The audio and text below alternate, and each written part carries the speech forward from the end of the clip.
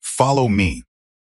And she set it to 180 Hell's Angels, standing in a blizzard, her lantern cutting through the white wall of nothing, her voice not begging command.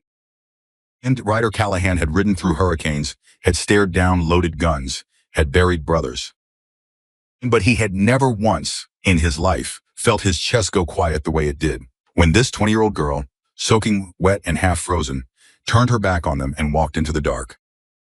If you're watching this story, drop your city in the comments. I want to know how far this has traveled. And subscribe so you don't miss what happens next. And the storm had been a rumor at first. Perb was gripping. That was the thing about Montana in February. The mountains didn't warn you. He didn't send signals or build slowly. A storm was supposed to build. And 1 hour, the sky was iron gray and still, the kind of cold that sat on your shoulders like a hand, and the next hour the world simply ceased to exist. And white came down in sheets, so thick you couldn't see the man riding 6 feet in front of you. And wind hit from 3 directions at once. And temperature didn't drop so much as fall off a cliff.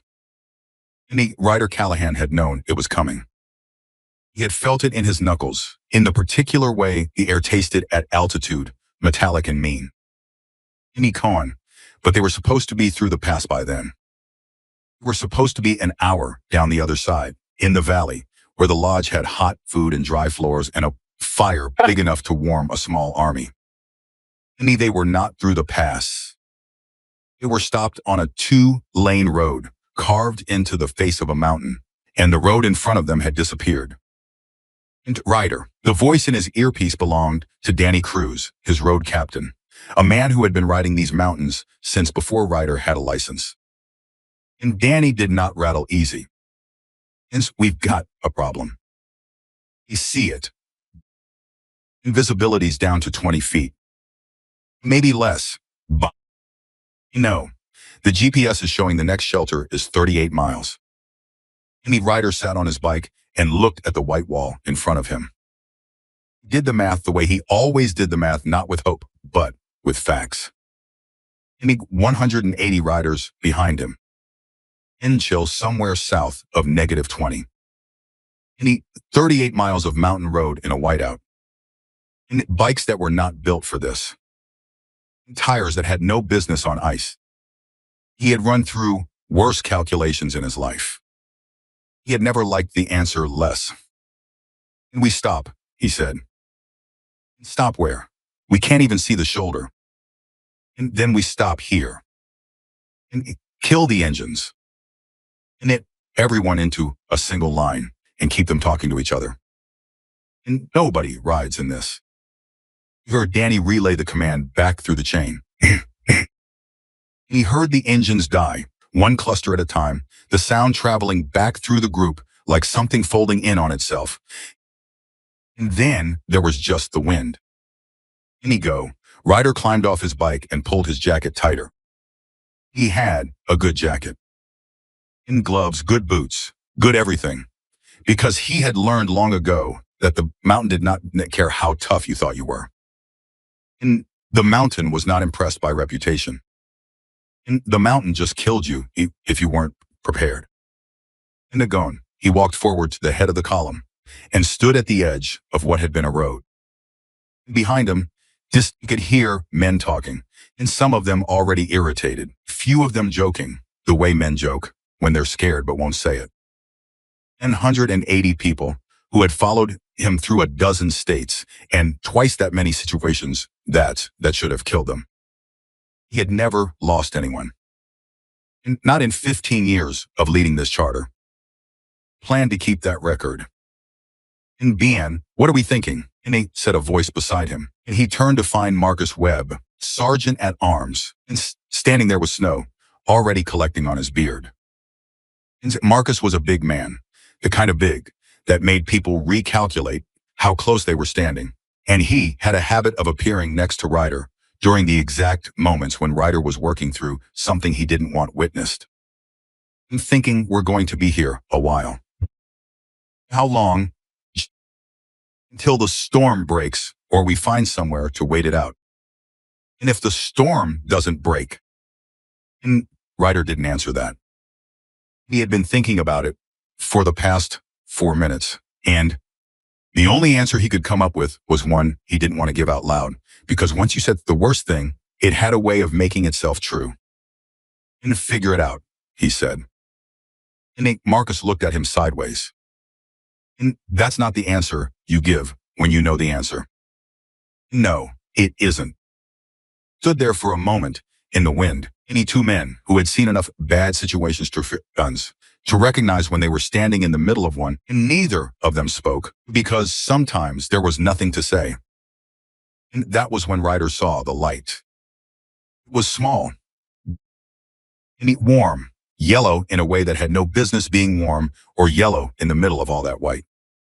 It appeared at the far edge of his visibility, maybe 40 feet into the storm, and for a half second, he thought it was a reflection, and he thought his eyes were playing tricks, and he thought the cold had started doing what cold does to a man who's been standing in it too long. And it moved.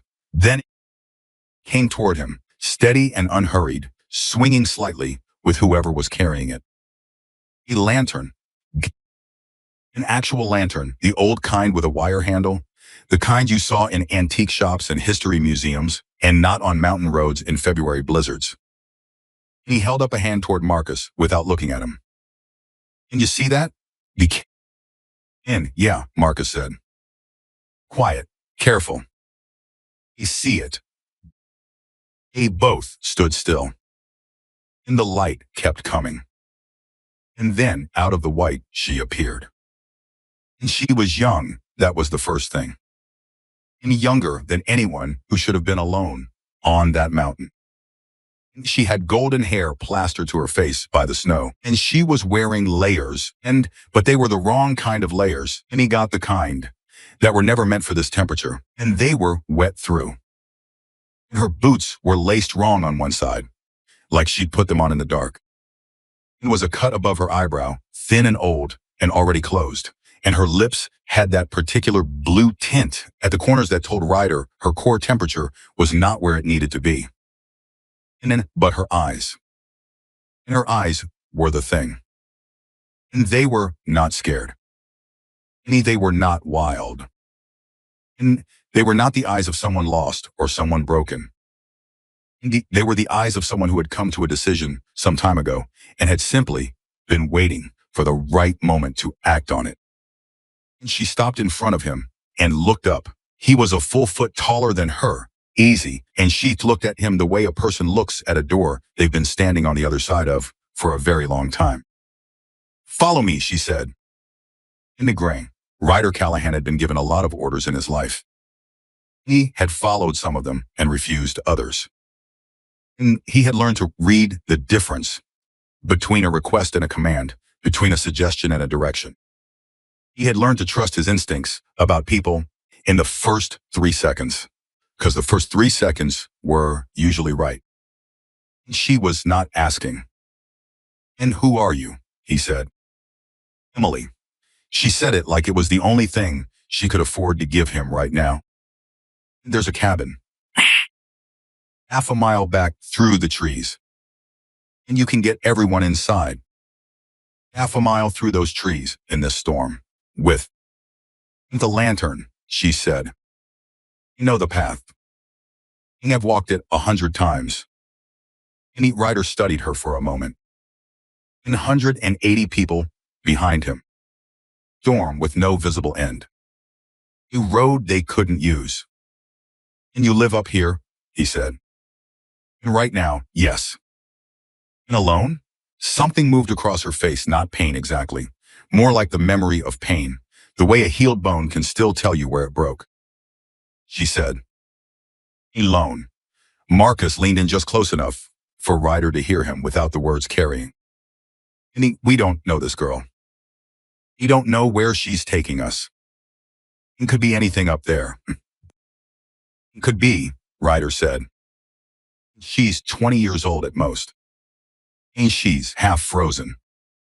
"And she's the only one with a light," Ryder said. Look back at the girl. At the lantern. At the trees behind her, swallowed by the storm. He thought about 38 miles of road they couldn't ride. He thought about -20 wind chill.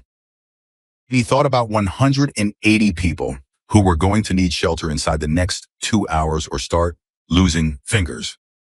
He made the decision the way he always made the hard ones, without enough information, with everything on the line, and with the simple understanding that not choosing was also a choice and the worst one available. Lead the way, he said. She nodded once, turned without ceremony, and walked back into the white. Any rider turned to Marcus. Everyone moving. In single file. And stay close. Pass the word back through the chain. Nobody stops. Nobody falls behind. Keep the person in front of you in sight. If this goes wrong, if we stay on this road, it's already wrong. Move. Walking 180 people through a blizzard in the dark was an exercise in controlled chaos. Any rider had organized evacuations before and had moved large groups through rough terrain, but always with more visibility than this, and always with at least the comfort of being able to see where the ground ended and where the problems began. Here, there was only the lantern. Emily walked at a pace that was not quite fast enough to be confident and not quite slow enough to be cautious. It was something in between, the pace of someone who knew the ground by feel and memory rather than sight. And she never hesitated. And she never stopped to get her bearings. She just walked, and the lantern swung, and the trees pressed in on both sides, and Ryder stayed 3 feet behind her and watched. He watched for stumbling. He watched for the telltale shuffle of someone whose blood sugar had crashed, whose core temperature had crossed a line.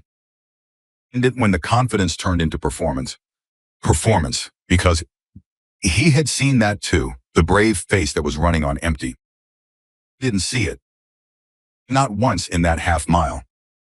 And he saw instead was something that took him longer to name, purpose. And she walked with purpose, like she had somewhere to be. And like this moment had been building towards something, and she was simply the person walking it to its conclusion. Behind him, he could hear the column moving. And talking in low voices, the crunch of boots, and the particular sound of people working to stay calm. And he heard Danny, somewhere in the middle, keeping people moving, keeping people talking. And good man, the best kind. How long have you been up here? He said to Emily's back. In 7 months. In 7 months. Alone, yes. Why? She didn't answer right away. And she stepped over something, a root, a buried rock, something only she knew was there, and kept walking. Because leaving wasn't safe, she said finally. And staying was? Safer. He let that sit. There was a whole sentence hidden inside that exchange, and he could hear it, could feel the shape of what she wasn't saying. He had learned the hard way that pushing people, before they were ready, produced nothing useful, and she had already given him more than enough to think about. In this cabin, he said. How big? Big enough. And I've got 180 people. No, I counted. She glanced back at him for the first time, brief, just a flick of her eyes. I've been watching you from the ridge for the last hour. Since before the storm got bad. And Ryder processed that. And you've been watching us. He needed to know what I was dealing with before I came down. And what did you decide? That you were the kind of people who stayed together when things got hard. She turned back to the path. And that's all I needed to know. I didn't ask what she would have done if the answer had been different. He thought he already knew, and she would have gone back to her cabin and waited alone, and for another chance or another day, whichever came first. He came out of the trees, and he heard the men behind him pull up short, a collective pause like something surprised them. He looked up. And the cabin was large, much larger than he'd expected. It was old, and built the way things used to be built, made of logs the size of a man's waist, with a wide covered porch and a roof steeply pitched enough to shed the snow that was piling against it. It had the look of something that had been there for a long time and intended to stay a long time more. And there was no light in the windows. And be sheer, but it was solid. You could see that even in the storm. It was the kind of solid that made you feel safer just looking at it. And there's wood inside, Emily said. Enough for 2 days if you're careful. And there's a hand pump well on the east side of the building. She said it like she was reading from a list she had memorized. And the main room can hold most of your group, if people don't mind close quarters. There are 2 side rooms. You've been using one of them. And you've been living here. Yes, alone. And for 7 months. And you keep saying that, she said. And that unkindly. And more like she was noting it. Is that surprising to you? A little. It shouldn't be. People do hard things when the alternative is worse. She pushed open the front door of the cabinet, swung wide on hinges that were surprisingly quiet, and stepped inside. And come in. And Ryder stood in the doorway and watched his people file in. Took a long time. 180 people coming in from the cold was a slow process, a process of stamping boots and pulling off wet gloves and making noise in the particular way that people make noise when they've been scared and won't admit it, and now have walls around them and feel the relief crashing in. He counted them by feel, the way a shepherd counts sheep, the way a parent counts heads at a crossing. Didn't relax until the last one was through. And he stepped inside and pulled the door shut against the storm. And the main room was large, a long wooden table down the center, mismatched chairs and benches along the walls, a stone fireplace at the far end that was already drawing some of the younger guys like a magnet. And he could hear Danny organizing people, telling them where to put their gear, the voice of a man who had done this before and knew how to make order out of a group that wanted to mill around. Emily had set her lantern on the table and was building a fire with the efficiency of someone who had done it hundreds of times in the dark. And she didn't show off. And she didn't explain what she was doing. And she just did it, and within 4 minutes, there was a fire. And the men who had been closest to the fireplace looked at her when the flames caught. Some of them looked away again immediately, the way people do when they realize they've been staring. A few of them didn't look away at all. One of them was a man named Cole Decker, younger, maybe 28, with a mouth that had gotten him into trouble in 3 states that Ryder knew about, and probably more that he didn't. And Cole had the particular look on his face of someone working up to saying something, and Ryder recognized it the way you recognize a storm before it starts. And you dragged us through a blizzard, in Jisui, Cole said, and loudly enough for the room, and to bring us to your house. Emily looked at him. And his looked, just didn't stand up from the fireplace, didn't change her posture, didn't shift. I dragged myself through a blizzard to keep your people from dying on that road, she said. And you can leave if you'd prefer it. And Cole opened his mouth. And Cole, Ryder said it once quietly, and Cole's mouth closed. And silence in the room. And the fire popped and shook the walls. And Marcus, and he from somewhere near the door said, and you got any coffee? He beat. Emily looked at him. I have 2 pounds of grounds and a percolator. 80, Marcus said, with complete sincerity, and you just became my favorite person in Montana. And laughter came up through the room, like pressure, releasing from a valve. And real laughter, the shaky kind that comes out when people have been holding their breath. Moved through the group and took some of the 10 with it, and Ryder watched it happen and felt himself breathe for the first time since the storm hit.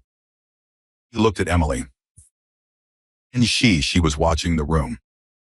Not smiling, exactly.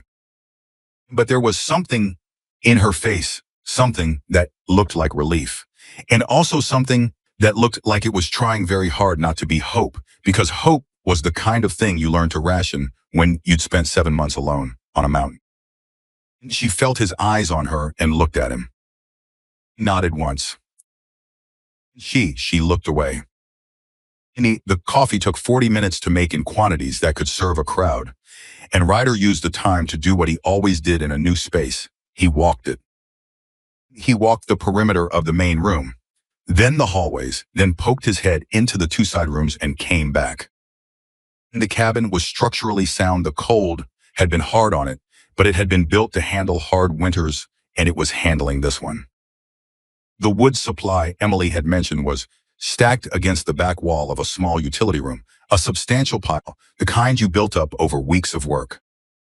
And he noticed other things. The way the firewood was organized, not just piled, but sorted by size, smallest on one end for kindling, largest on the other end for long burns. And the way the kitchen area, and see, such as it was, had 3 different systems for water collection, and one more redundant than the last. In the way the door to her room had a brace bar on the inside, the kind you used when you didn't trust a lock. He noticed all of it and filed it away and said nothing. The coffee was ready. He took his cup and found Emily standing at the far end of the main room and leaning against the wall. He sang, watching the men like she was still taking inventory. "Ain't you," he said. "And for coming out there." "You don't thank me yet," she said. "And why not?" She held her cup with both hands. "The way you hold something warm when you've been cold for a long time," and she looked at him with those steady eyes. "I didn't bring you here just because of the storm," she said. He waited. "And I brought you here because I need something." She said it flat, without apology. "I need witnesses." And Ryder was quiet for a moment. "I need witnesses to what?" "Into what's inside this cabin." She looked around the room and back at him. "And when I show you, you're going to understand why I've been hiding here for 7 months. And why I can't leave." She paused.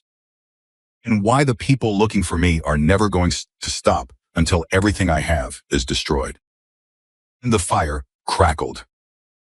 The wind rattled the roof. And 178 men were drinking coffee and getting warm and slowly stopping being scared, and they had no idea yet. And no idea at all. And Ryder looked at the girl who had walked out of a blizzard with a lantern and led 180 men through the dark. "And show me," he said. And she took him to her room. It was small, barely enough space for a cot and a narrow wooden desk, and it was covered in paper. Not messily. And that was the thing that hit him first. Not scattered or chaotic the way rooms looked when people were falling apart. Crisco, organized. Methodically, carefully, deliberately organized. Papers in stacks with handwritten labels. And photographs arranged in rows pinned to the wood above the desk.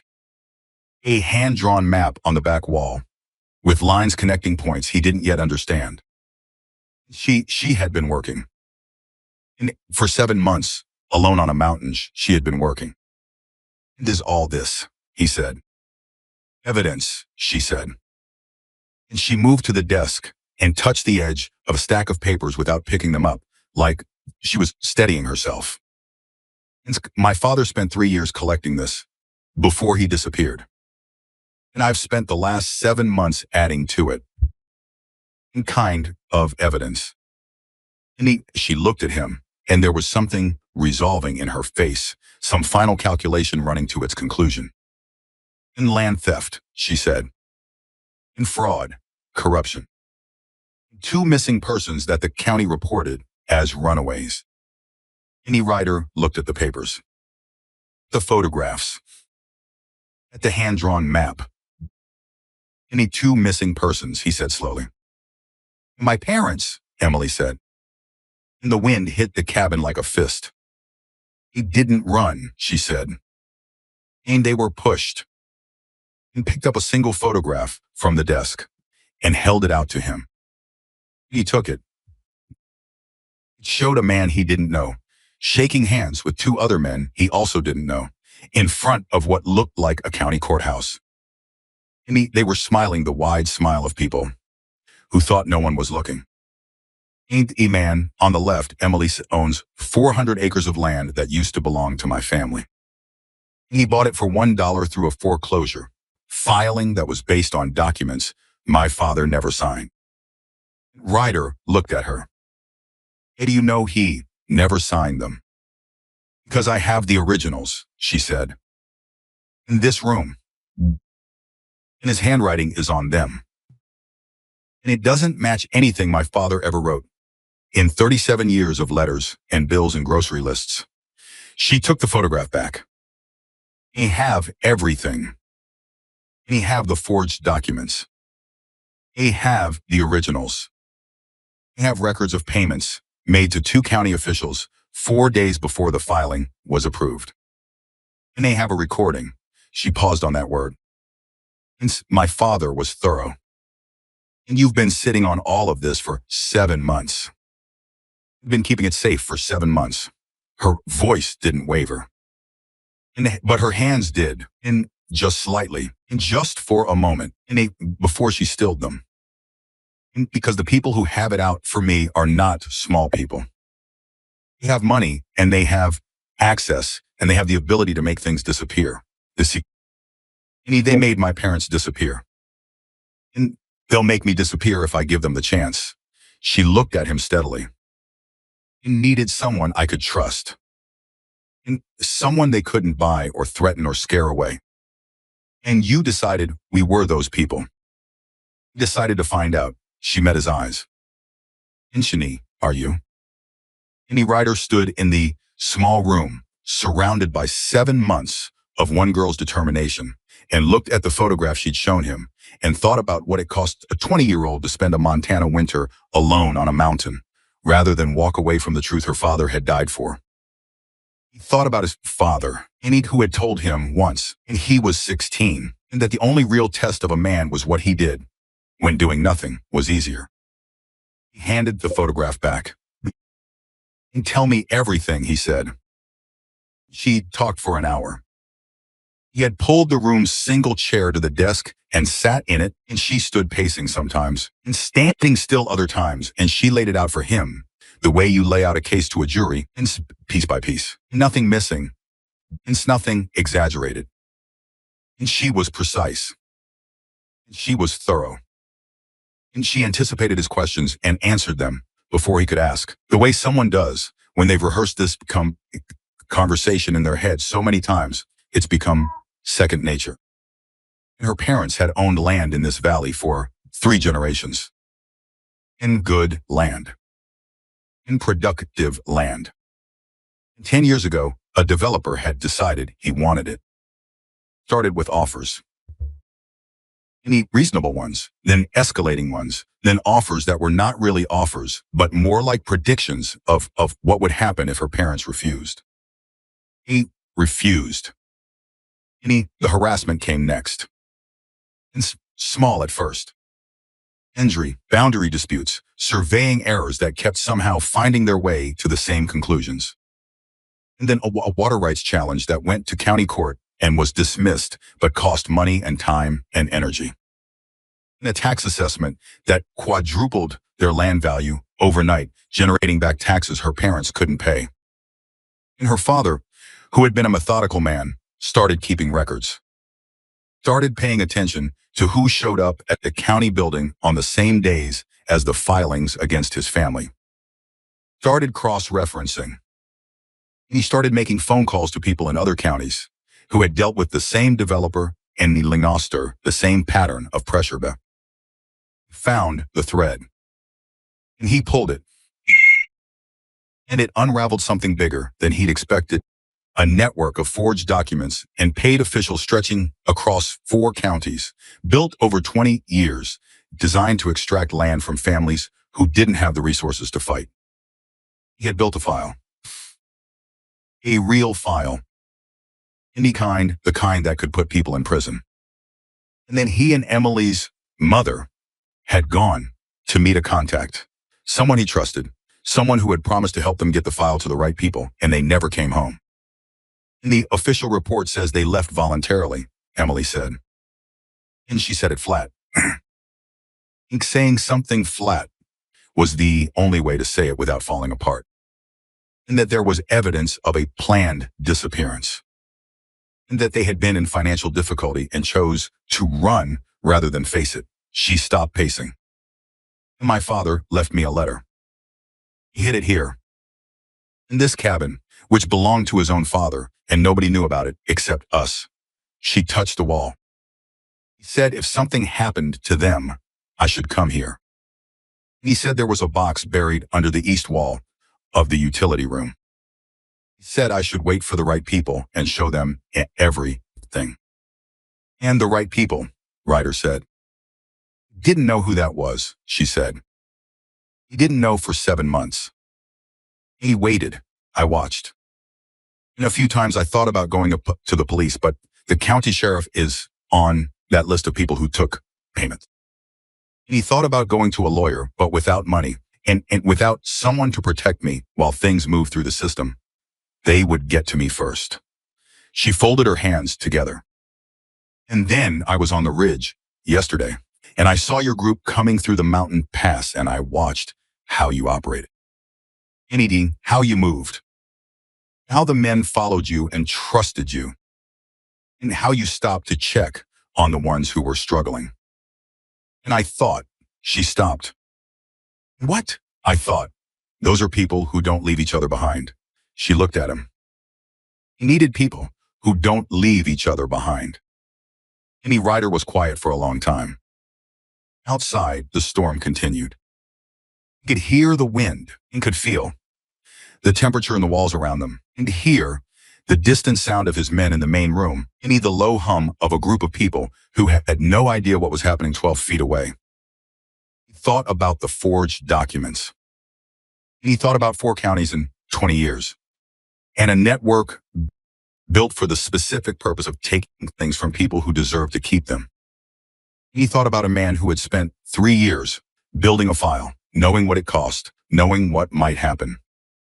He thought about a 20-year-old girl who had climbed out of her grief and her fear and done the only thing left to do, which was to hold on. Marcus, he called. And door opened. And Marcus had been standing in the hallway. Ryder had known he was there. And get Danny, Ryder said. And Jimmy Costa, he's our guy when we need things to move fast. In here, get them. Marcus looked at Emily. At the walls covered in paper. The stacks of evidence organized with the precision of someone who had planned for exactly this moment. Yeah, Marcus said. Okay, he went. Ryder looked at Emily. In the box your father buried, he said. Into the one under the east wall. Yes, we're going to need to get to it. No. And we're going to need a way to get what's in it out of these mountains before the storm lifts. Because the moment the road's clear, you can bet someone's going to know we're here. And if they know we're here, he'll come, Emily said. He's been looking for me for 7 months. As soon as there's any indication of where I am, he'll come, he agreed. Stood up.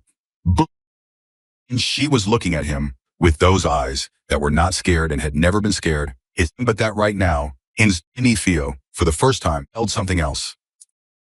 And something she'd been keeping behind a wall for a very long time. Why are you helping me? She said. And quiet, real. And don't know me. And you don't owe me anything. He thought about his father's voice. About the test of a man when doing nothing was easier. My father used to say that strength wasn't in what you could take from people, he said. It was in what you chose to stand between them and. Emily nodded slowly. Like that answer landed somewhere that had been waiting for it. Okay, she said. And outside, the storm pushed against the walls of the cabin like something that wanted in, like something that had been waiting a long time to finish what it had started. And inside, in a room covered in evidence and truth, and 7 months of one girl's refusal to disappear, Ryder Callahan had just made the most important decision of his life.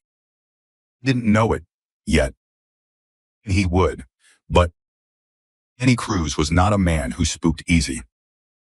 He had been riding with the Hells Angels for 19 years, had been Ryder's road captain for 11 of those, and in that time he had developed what he called his problem radar, a gut-level sensitivity to the particular frequency that trouble broadcast before it fully arrived. It had saved his life twice in Texas and once in a situation in Nevada that he did not discuss. And Ryder pulled him into Emily's room and closed the door.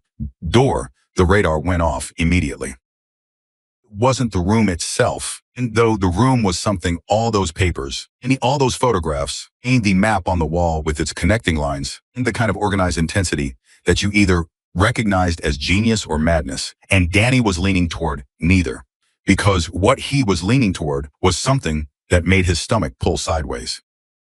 It was the girl. He'd seen scared people before. He'd seen brave people. He'd seen people who were both, which was the most dangerous kind because they kept moving when scared people would stop.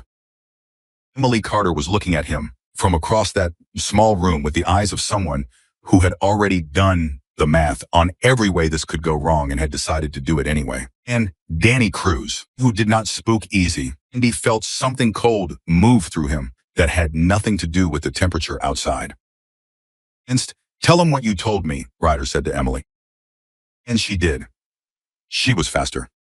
This time she had found her rhythm, and Danny noticed that she edited nothing and softened nothing and did not perform it the way people sometimes perform terrible things, adding weight to the dramatic parts and rushing past the ones that hurt.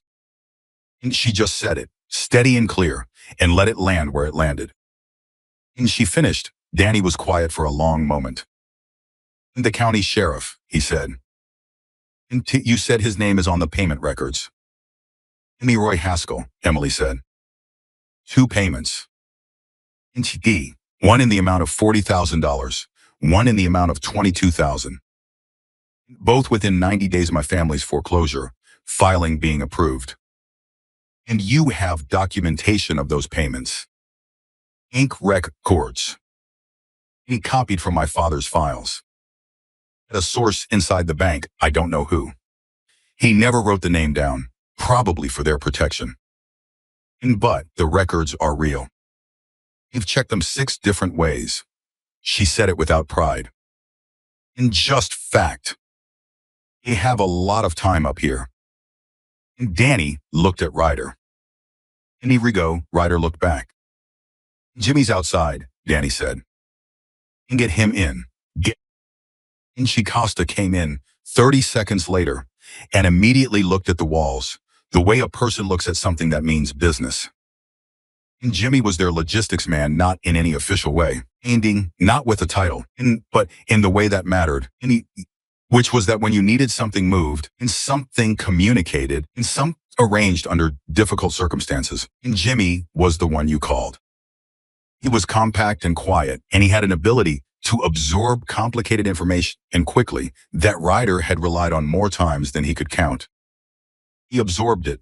Now, Emily walked him through it while Danny watched her, and Ryder watched the door, and Marcus stood at the window and listened to the storm. And she finished, Jimmy said, the recording. And you said your father left a recording. A digital recorder, Emily said. In the box. And what's on it? I don't know, she said. And for the first time, and something shifted in her composure just slightly, and just briefly, and like a floor settling. I haven't listened to it. And I've had it for 7 months, and I haven't been able to. She stopped and started again. Made it the night before they left. And the night before they went to meet the contact and never came back. And I know what I'm going to hear on it, and I haven't been ready to hear it. Nobody in the room said anything.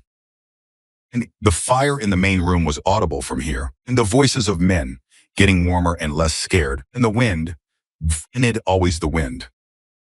Okay, Jimmy said gently. That's okay.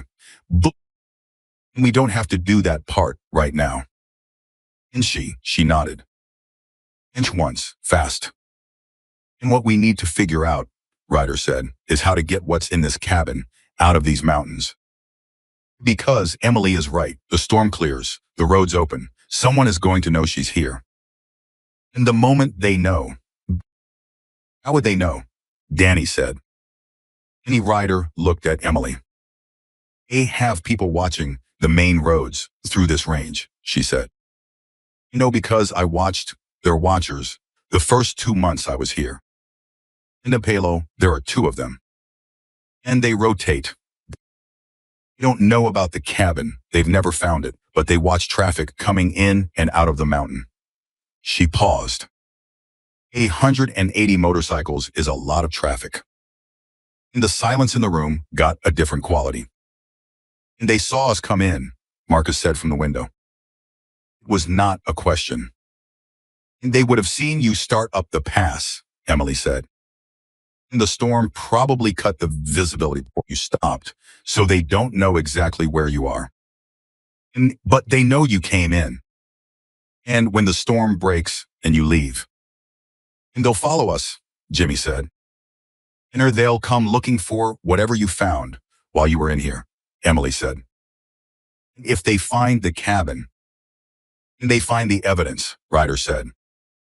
And they destroy it, Emily said.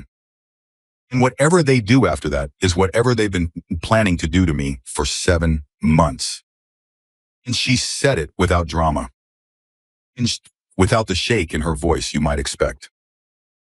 But her hands, and Ryder noticed, were pressed flat against her thighs, and he recognized that, the posture of someone physically holding themselves together. How long does the storm last? Danny said.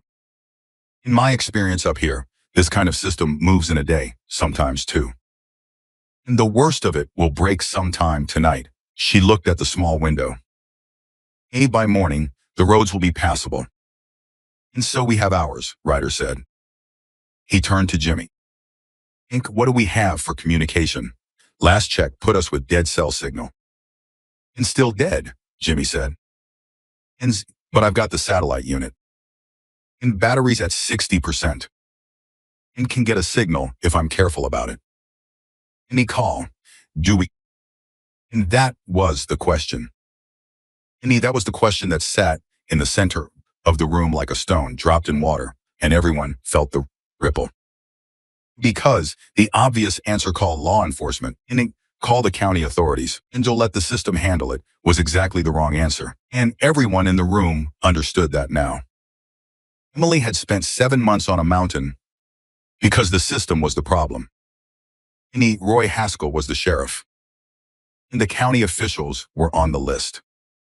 And the machinery that should have protected her family had been the machinery used to destroy it. State level, Marcus suggested. If we tip state officials without knowing who's connected to what, we're gambling, Jimmy said. And these networks don't stay local. Years of this kind of operation buys friends at a lot of levels. In federal, then, Danny said. FBI field office, Marcus said. Not the field office, Emily said. And they all looked at her. My father's notes mention a field office contact who reported back to Haskell. He doesn't name the person directly, he was being careful, but he notes that an inquiry he made to the field office resulted in increased surveillance on our property within 72 hours. So someone in the field office is connected. And Danny rubbed his face. And so we can't use the field office. Not directly, Emily said. And then who? Ryder said. Emily went to the desk. She moved 2 stacks of paper and lifted the corner of the desk mat and pulled out a folded piece of paper. And she unfolded it and held it out to Ryder. It was a name, an address, and a phone number. My father's brother, she said. And my Uncle Thomas. He's an attorney. He lives in Helena. He and my father weren't close. They had a falling out years ago over something I never fully understood, but my father trusted him with the one thing he couldn't trust to anyone else. She tapped the paper. He sent Thomas a letter 6 months before they disappeared. Summary of everything he'd found with instructions. He said in the letter he left me, if something happens, if you need help, call Thomas. And he'll know what to do. Have you called him? Ryder said. He have no phone, Emily said. He had one when I first came here. And the battery died after 2 months and I had no way to charge it. And he made a sound, not quite a laugh. Something shorter and more tired than a laugh.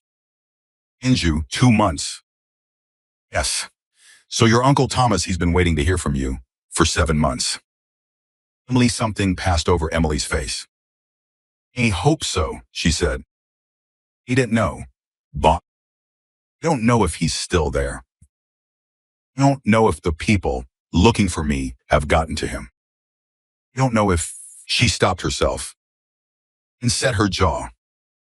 He didn't know. But it's the number my father gave me. And so it's the number we use. And Ryder took the paper. He held it for a moment. And he looked at Jimmy. At the satellite unit. Making a call. And Jimmy was out of the room before Ryder finished the sentence. And the call took 3 attempts. The satellite unit was temperamental in heavy weather. It needed a window in the signal, and the storm kept closing the windows almost as fast as they opened.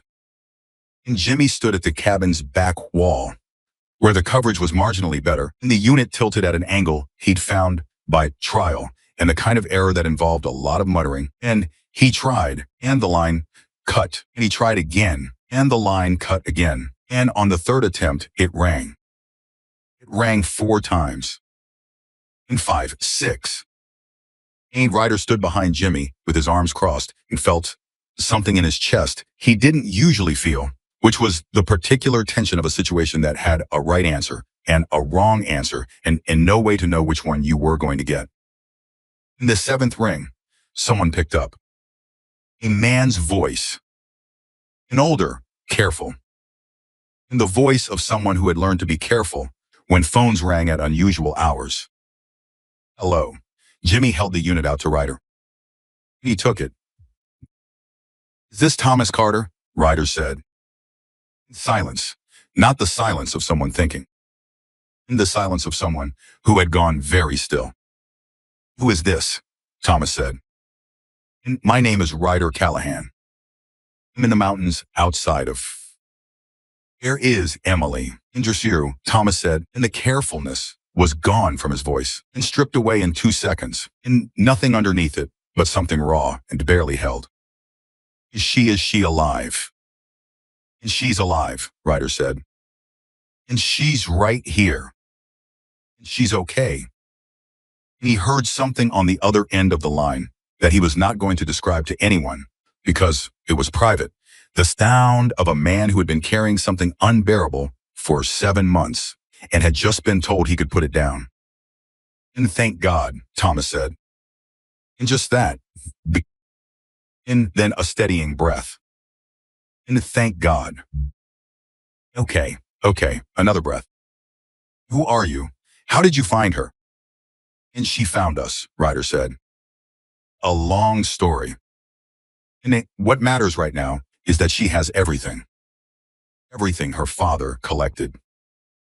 She says you know what that means. And the line crackled. And the storm pushed at the signal.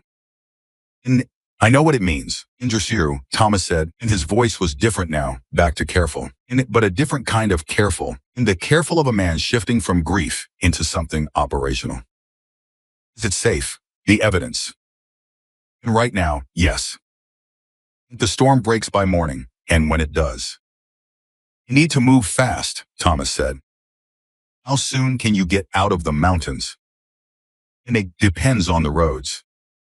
And Ryder. Thomas said his name like he was testing the weight of it. Listen to me.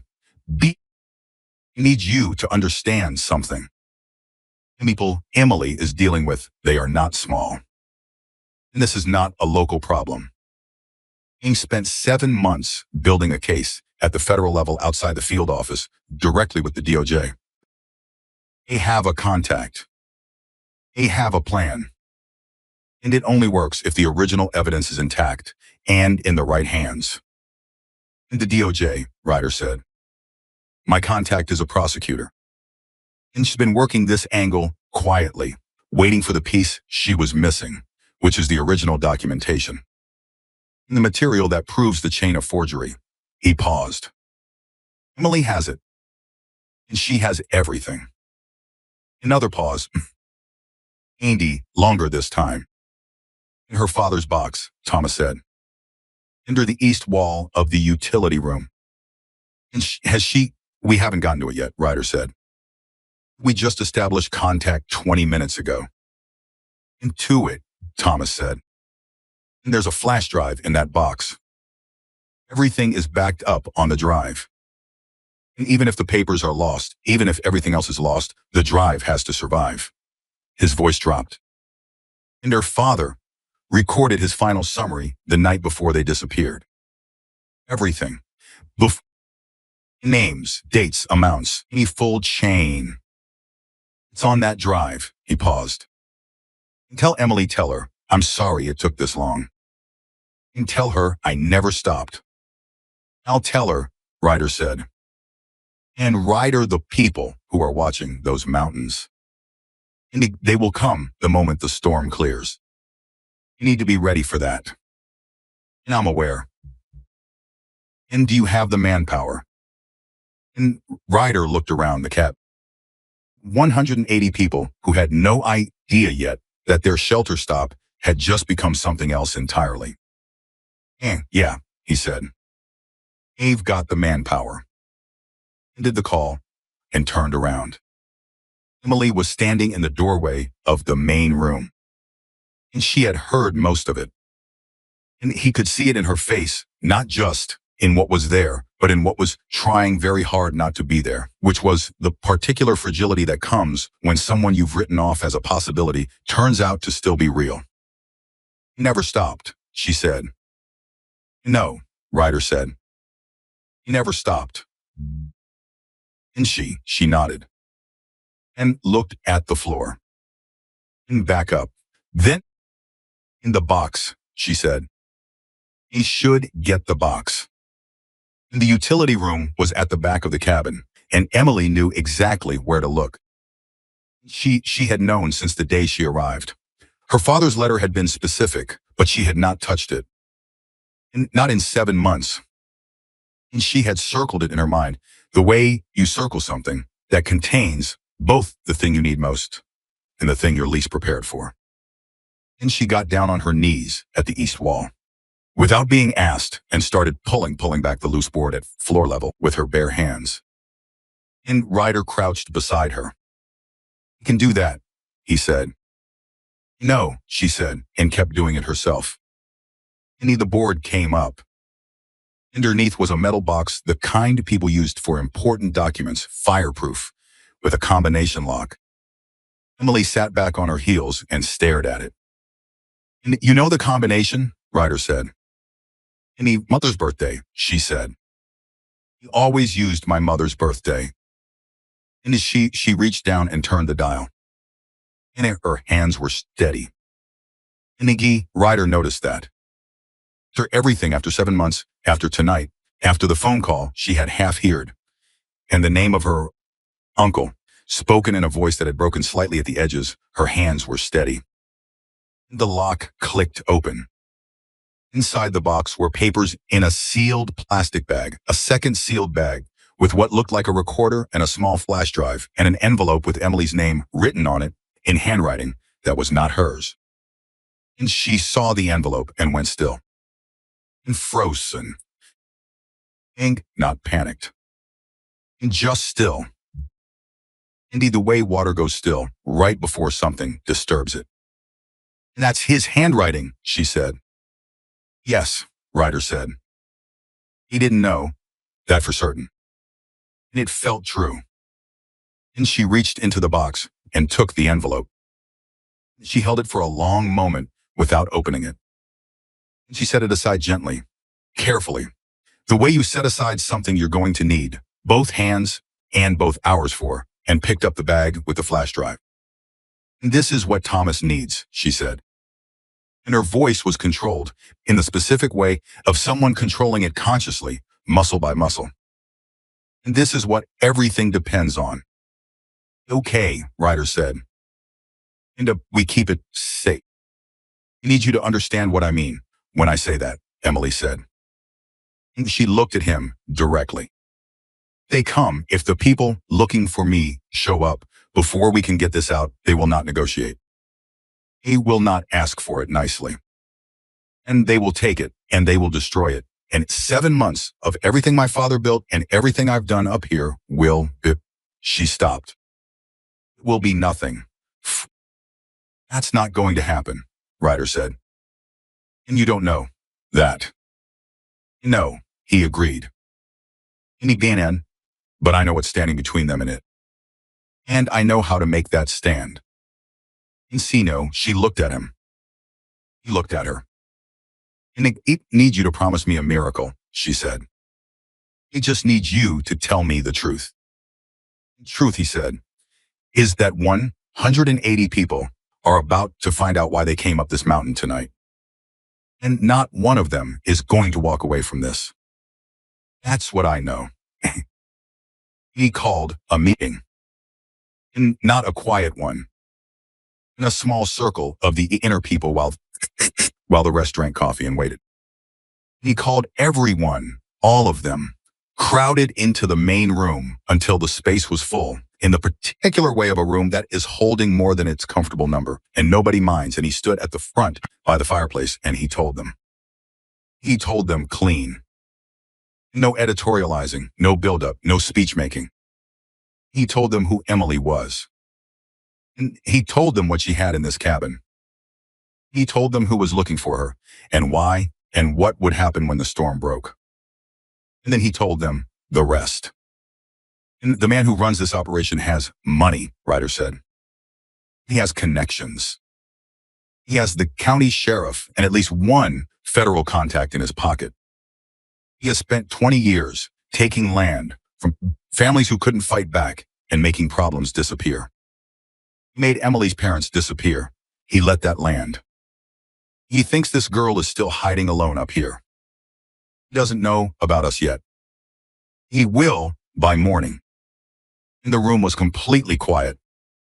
178 men who had come up this mountain to ride through a storm, who had followed a girl with a lantern through the dark, because what else were they going to do?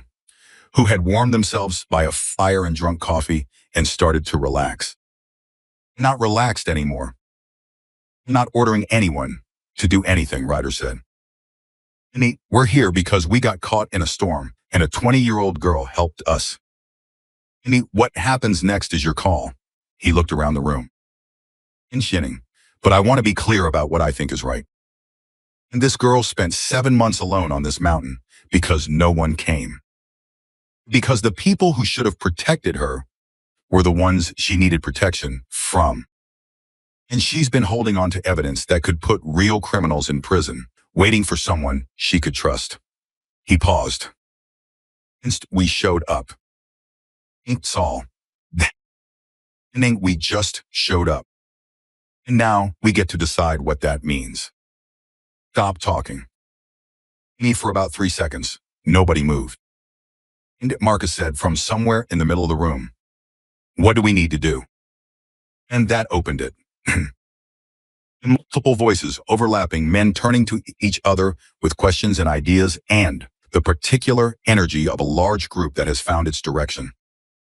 And Danny was already on his feet, moving toward Ryder. And Jimmy had the satellite unit out again. And who had skills, mechanics, medics. People who knew how to organize and communicate and move under pressure were starting to surface the way they always did when things got serious. And Decker, Cole Decker, who had said the wrong thing earlier, pushed through the crowd to the front. He stood in front of Ryder, and there was something different in his face. The defensiveness was gone. replaced by something that looked like it had been there all along, just buried under the habit of being difficult. "And what do you need from me?" Cole said. And Ryder looked at him for a moment. "Can you ride in ice?" Ryder said. "Indy shoe better than most. And I need you to be ready to move fast when I say move." And Cole nodded. And done. And they worked through the night. Indy Biwo organized it the way he organized everything when the stakes were high, which was by asking who knew what and then putting them where their knowledge mattered. And he took the cabin's perimeter and set up a watch rotation 8 men at a time, cycling every 2 hours, positioned so that nothing could approach from any direction without being seen. And Jimmy worked the satellite unit, making calls, building the chain of communication to Thomas Carter that would allow the evidence to move the moment the roads were clear.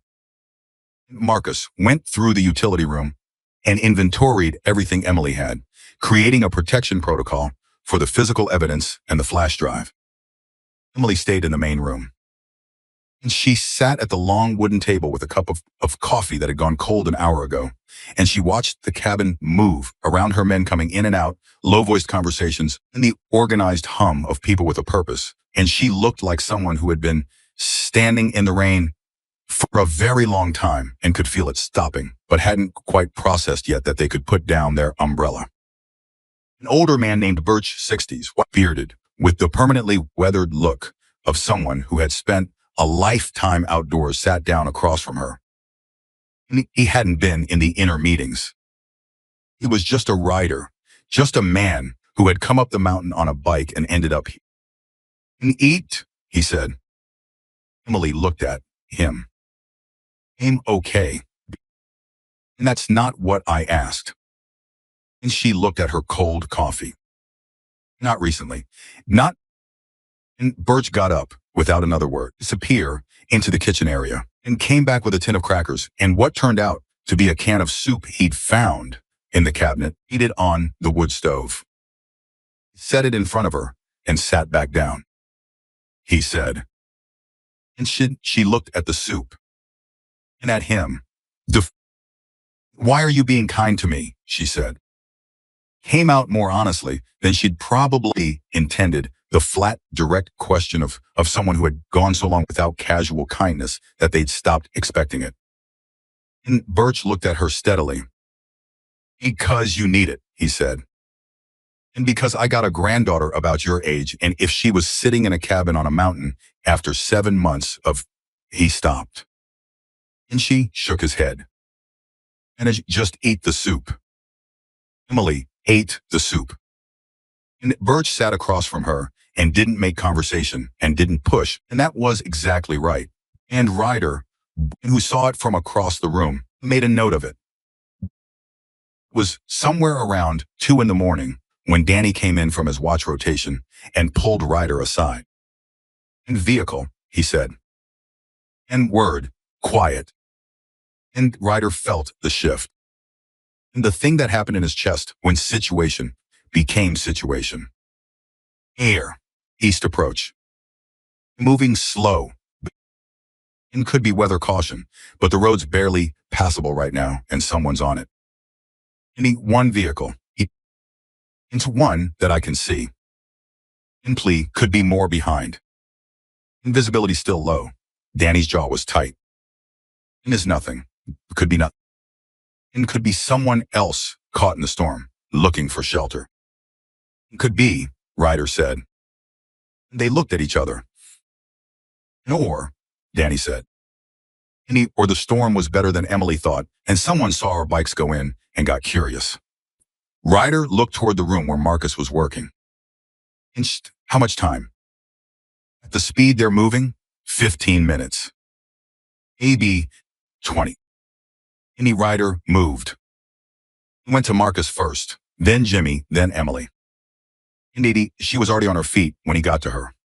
Because she had read his face when he came through the door, and her face had done the thing it did when she was calculating, instead of feeling gone, very focused.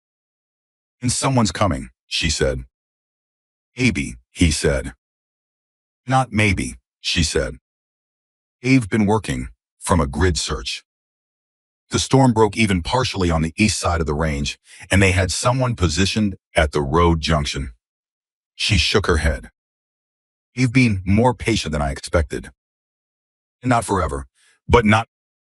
Is there a back way out of this property? Emily looked at him. And not one that gets 180 people anywhere useful. Not 180, Ryder said. Anyone, she understood immediately. No, Emily's. I am not leaving this cabin without that evidence, she said. And that evidence is not going anywhere without your group to protect it. So whatever plan you're building around me, walking out a back door alone, she looked at him with those eyes that had never been scared. Stop. He looked at her for a long moment. And he almost smiled. Okay, he said. And we do it a different way. We went to Marcus, Pant. In flash drive. In East Schoon. Where is it? Right here. Marcus tapped his inside jacket pocket. It doesn't leave you. If it ever happens, whatever they do, that drive goes out with us. Understood. Into Jimmy, Thomas Carter. Can we get him back on the line right now? And Jimmy was already working the satellite unit. And give me 2 minutes. And to Danny, get everyone positioned. I don't want them to see 180 people when they pull up. I want them to see exactly what I tell them to see. And Danny was gone before he finished the sentence. And Ryder stood in the center of a cabin on a Montana mountain in the middle of a February blizzard, with 7 months of a dead man's evidence and a 20-year-old girl who had refused to disappear, and he thought about what Thomas Carter had said. And they will come the moment the storm clears. He looked at the window. The dark outside. And the storm had not cleared. And fully, no. But someone out there was not waiting for fully. And neither was he. He looked at Emily, who was standing at the table with the sealed bag in her hands and her father's envelope tucked against her chest, and she was looking back at him with the expression of someone who had been waiting for this moment for a long time and was terrified and ready and would not show either one if she could help it. And stay close, he said. You've been alone on this mountain for 7 months, she said. You know how to handle what comes next. You know you do, he said. And stay close anyway. Outside, through the walls and the wind and the dying edge of the storm, the sound of an engine grew slowly louder. And 180 men who had come up a mountain to ride through the wilderness, who had followed a girl with a lantern because they were cold and she had a light, found out what they had actually followed her into. And not one of them moved toward the door to leave. And the engine sound didn't rush. And that was the first thing Ryder clocked. And it told him something important. Whoever was out there wasn't panicking and wasn't responding to an emergency. And they were moving with the slow, deliberate pace of people who believed they had time and who believed they had the advantage and who believed they were approaching a situation they already controlled. In Indiana, that was a mistake. It was useful to know they were making it. And Danny appeared at his shoulder. And single SUV stopped about 200 yards out. Engines still running. And nobody's gotten out yet. And they're watching, Ryder said. And they counting bikes, probably. And he counted, trying to figure out what they walked into. Good, let them count. Ryder looked around the room.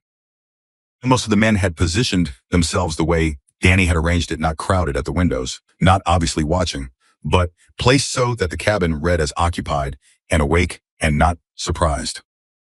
And the body language of people who knew exactly where they were and had decided to be there. Nobody goes outside.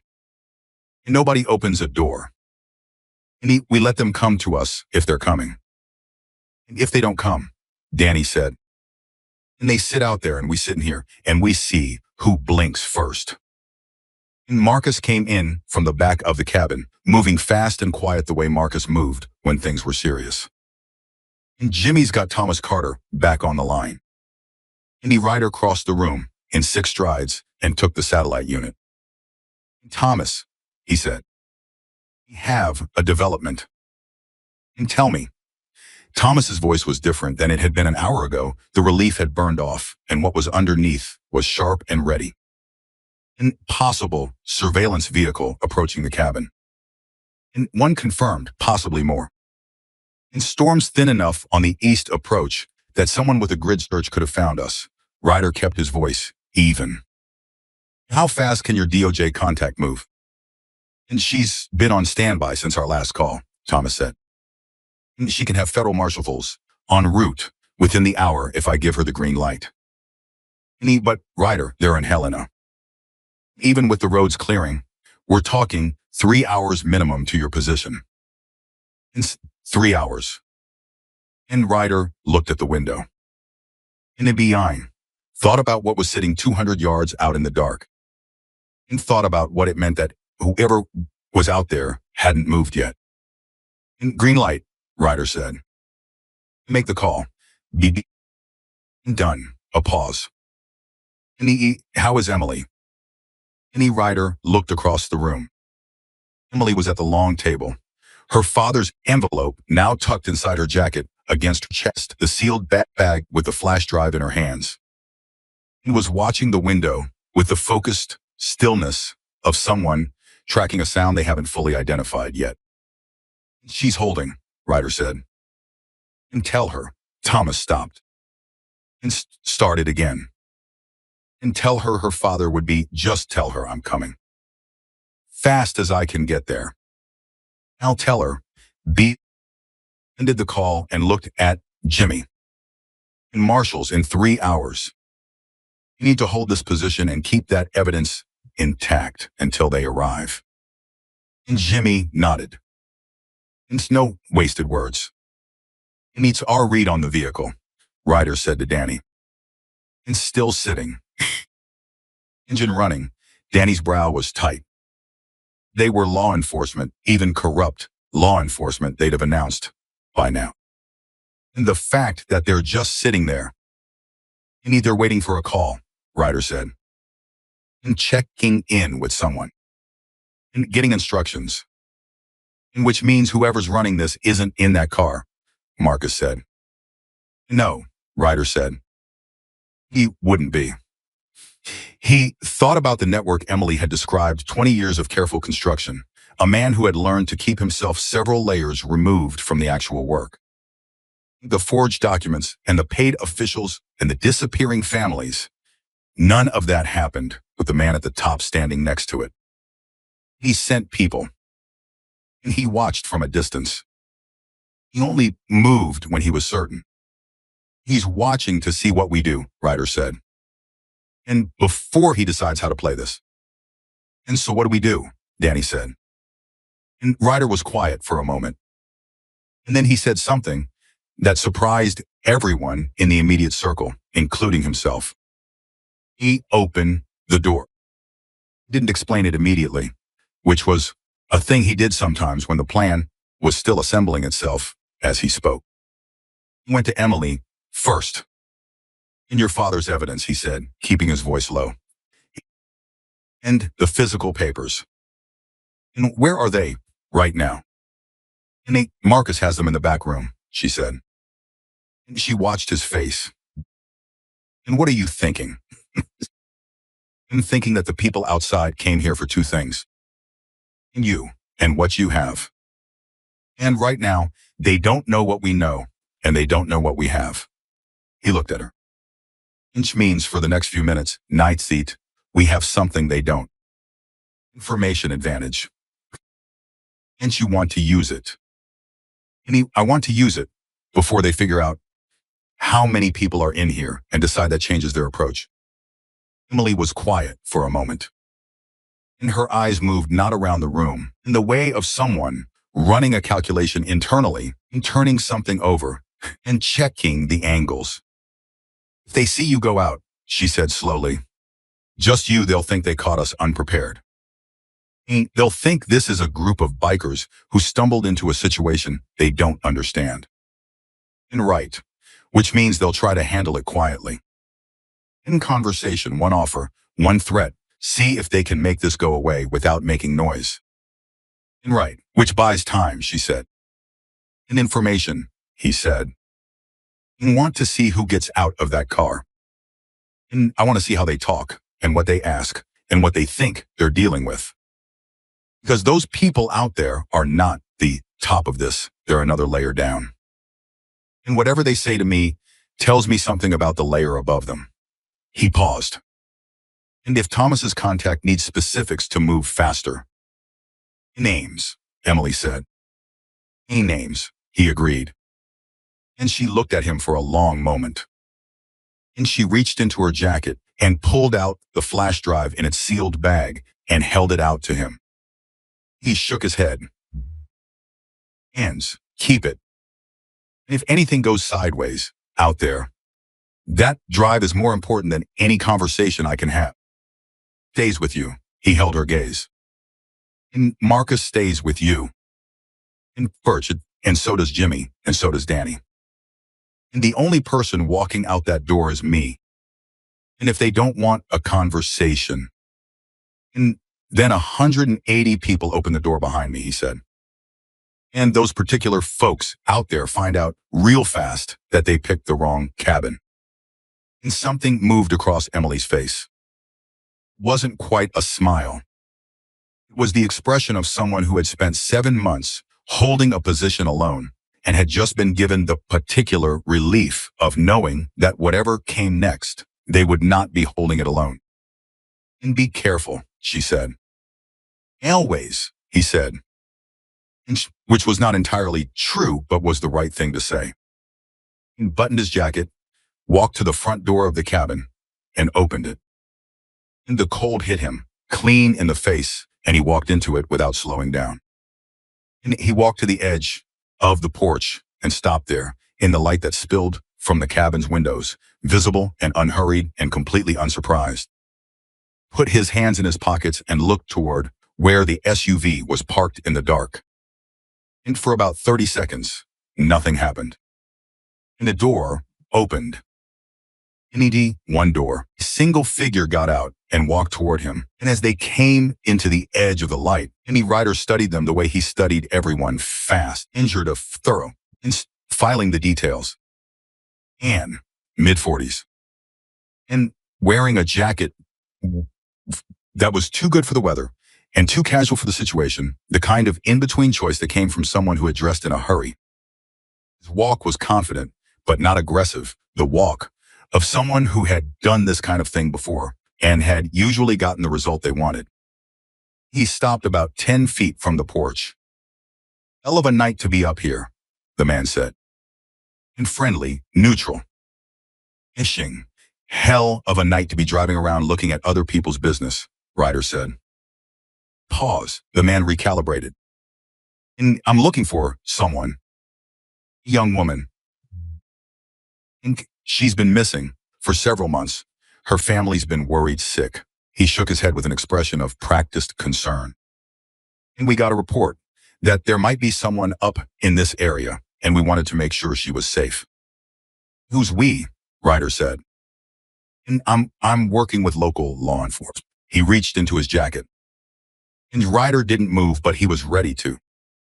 And came out was a business card, held out at arm's length. And private investigator. And contracted through the county. And Ryder didn't take the card. In county sheriff's department, Ryder said. In Roy Haskell's office. And the man's hand holding the card didn't waver. Something shifted in his eyes fast, barely visible, there and gone in under a second. A recalibration. He'd heard his employer's name in a stranger's mouth, and it surprised him. That's right, he said. And Sheriff Haskell contracted my firm to find a girl who filed a missing persons report about her parents, Ryder said, and whose family land was foreclosed on using documents her father never signed, whose disappearance was reported as voluntary by the same county office that took payments 4 days before approving the foreclosure. He said it flatly. Informational. And like he was reading from a page. And that the girl you're looking for. The card went back in the man's pocket. And the friendly expression didn't collapse. He was too practiced for that, but it cooled. And what was underneath it was harder and less patient. And I think there might be some confusion here, the man said. I don't think so, Ryder said. I think you've been given some information that's not entirely accurate. And they've been given documents, Ryder said. Ink records. Payment records. And forged signatures cross-referenced against originals. And I've been given a recording. He watched the man's face when he said recording. And watched it very carefully. And in about 2.5 hours, I've been given to understand the people who care about those things professionally are going to be at this location. He paused. I think the confusion you're referring to might be on your end. In silence, the wind was steady. And the cold was unchanged. And 200 yards back, that SUV engine was still running. And ever more of you, Ryder said. It wasn't a question. And Annie. And the man looked at him for a long moment. And he turned and walked back to the SUV without another word. And Ryder stood on the porch and watched him go. And he waited until the door closed. And he went back inside. 2 vehicles confirmed, Danny said, the moment Ryder was through the door. And you went out, Marcus had eyes on the side approach. His second vehicle was already positioned. It came in from 2 directions. How many people? A minimum 2 per vehicle. Intro, probably more. Danny's expression was measured, careful, the expression of a man presenting information without the editorial he wanted to add. You're not going anywhere, Ryder. No, Ryder said. And they're calling in. Found Emily in the main room, and standing, and her arms crossed over her chest, and her father's envelope still tucked inside her jacket. And she read his face when he came through the door. Still out there, she said. What did they say? He told her. Beef, clean the important parts. And he mentioned that he'd said recording. She went very still. It was a risk, she said. Calculated one, he said. I needed to see how they reacted to knowing we had it. Because if they don't know what's on it. And they don't, Emily said quickly. My father was very careful about what he told people. And the recording exists because he wanted a verbal summary to go with the documents. But the only people who know what's on it are him and Thomas, and she stopped. And me. You listen to it, Ryder said. And not an accusation. And just the recognition of a thing that had changed since the last time they'd spoken. Emily looked at him, and there was something in her face that hadn't been there before, not broken. Nothing so dramatic as that. And it altered, but altered in the way something altered when it finally bears the weight you've been afraid to put on it. And while you were outside, she said. He listened to it. Before he needed to know what we were protecting. He waited. And she uncrossed her arms. And her hands were not steady now. They were not shaking. But they were not the controlled stillness of earlier, and he noticed and didn't comment on it. "You father," she said, and her voice was careful, the way you are careful with something that might break if you're not. He knew. When he made that recording, he knew they were going to come for them. He knew the meeting the next morning was. She stopped. Went anyway. He had spent 3 years on this, and he believed the contact was real, and he believed the evidence would matter. She met Ryder's eyes. He said on the recording, "If it goes wrong tomorrow, I want it on record that I went knowing it might go wrong. And I went anyway, because some things are worth the cost." And the room around them was full of people and noise, and the ongoing organized hum of a large group in a high-stakes situation. And inside it, in the small quiet that existed between two people who have said what needed saying, there was nothing but what Emily had just put down between them. Named names, she said. In the recording, he named the developer. He named the county officials. He named Roy Haskell. He named, she took a breath. He named the man at the top. And the one who is not in that SUV right now, who was never anywhere near the actual work. She looked at Ryder steadily. His name is Gerald Moss. He owns the largest development company in 4 counties. He is worth somewhere in the region of $200 million. He has been running this operation for 22 years, and my father has him naming himself on that recording in his own voice, describing what he told people to do. Any Ryder was quiet. And Gerald Moss, he said, your father recorded Moss directly. In the contact he was meeting the next morning, Emily said. And the one he trusted. He met with Moss beforehand. My father didn't know it was Moss. He knew him by a different name. But he had a recorder running. Her jaw was set. My father went to that meeting with a recorder in his pocket because he trusted, but he verified. And whatever Moss said to him is on that recording. She touched her jacket where the envelope was. And now I've heard it. And there is no amount of money or power that is going to make me stop until everyone else hears it too. And the door at the back of the cabin opened. Marcus came through fast, and his face told Ryder everything before he spoke. In third vehicle, Marcus said. Phineas North approach. In Ryder, he stopped. And this, say it, they're not staying in the vehicles anymore. It moved fast after that. MED, Ryder made 3 decisions in under 30 seconds, which was the speed at which he made decisions when the situation had stopped leaving room for deliberation. Put Emily in the back room with Marcus and Birch and told Marcus the flash drive left this mountain in his jacket, or not at all. He told Jimmy to get Thomas Carter back on the line and tell him to call his DOJ contact and describe the situation as active, that the timeline had changed, that 3 hours was too long. And he told Danny to get everyone organized and visible. Meaning that last one was the strategy. And the people outside had come expecting to find one frightened young woman and possibly a group of confused bikers who stumbled into something they didn't understand. And what they were going to get instead was 180 people who understood it completely. And not aggressive, Ryder told Danny as the men started moving. And Streffen, not threatening. I want them to see us, all of us, and I want them to do the math. And sit. Danny understood. He'd seen Ryder use presence before, the simple, unadorned fact of numbers and solidarity placed where it needed to be placed. Not a threat. Just a truth. Here we are, and here is what you're dealing with. In the front door opened.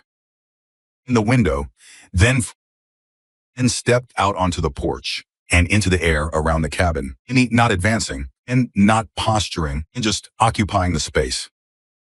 And at a time then, in groups, until the area around the cabin held enough people that anyone watching from 200 yards would have had to do a double take at their count.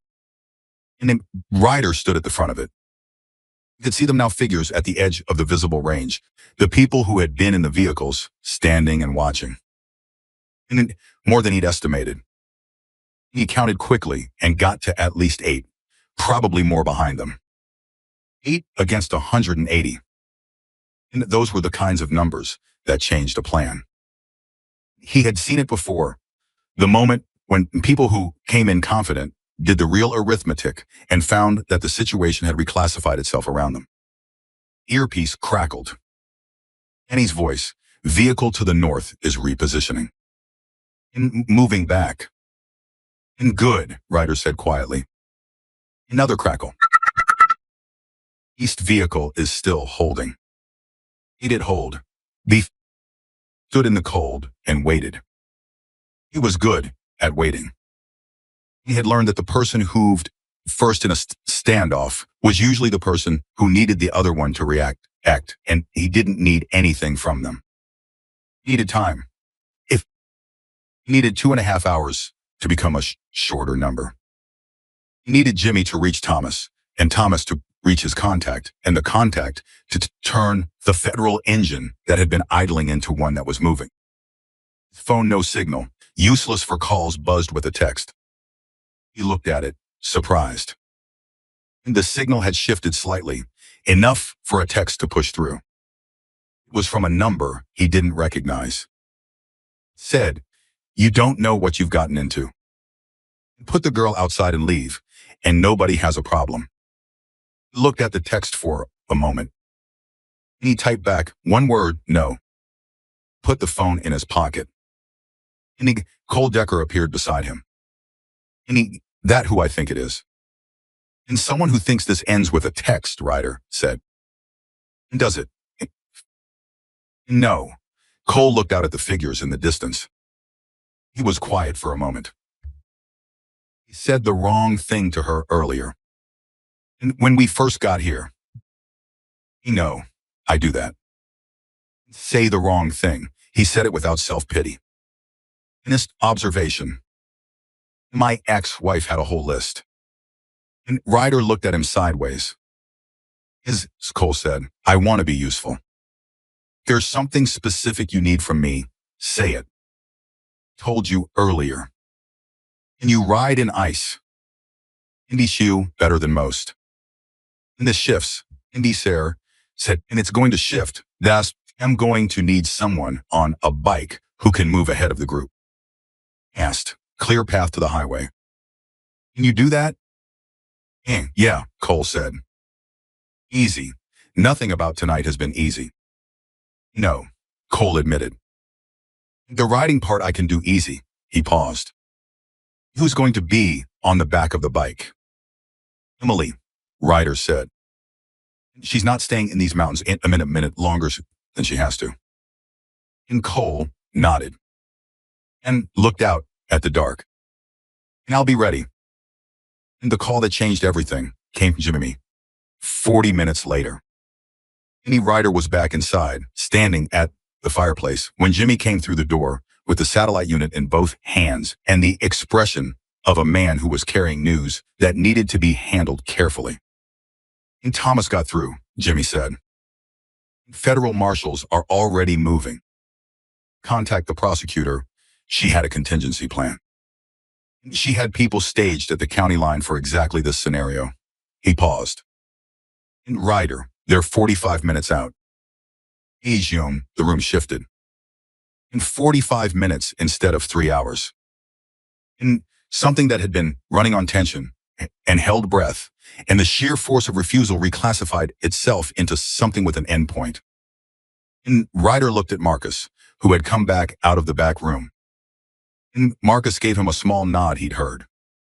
Emily, Ryder said. And she fishy. When she came out, she already knew from the way the room had changed. The energy was different, the particular difference between people managing a crisis and people who can see the other side of one. And she stopped in the doorway and looked at Ryder. And they're coming, she said. And not a question. 45 minutes, he said. And for a moment, her face was entirely unguarded. Every wall down, every careful stillness gone, and just the raw thing underneath, not relief, not joy, and something more complicated than either. The expression of someone who has been fighting for so long that winning doesn't feel the way they imagined it would. Feels like being allowed to be tired. And it was gone. And walls back, the stillness back. The people outside, she said. And they figure out what's coming. And they'll make a move, Ryder said. Before the marshals get here. Probably, he held her gaze. And his wife, we need to make sure that what's in your jacket and what's in Marcus's jacket gets out of these mountains in the next 30 minutes. Before anything else happens. And she understood immediately. And she want to split us up. And so Cole goes with you on the bike. And he knows the ice roads.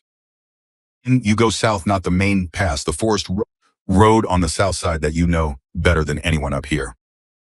And you get to the highway, you wait, you meet the marshals. And the rest of you? And stay here, he said simply. Aiding, hold this position. Make sure the people outside are looking at us and not at you. Emily looked at him. And her hand moved to her jacket, to where her father's envelope sat against her chest. And she looked like she was about to say something, and then decided against it, and then decided for it. "And the recording," she said.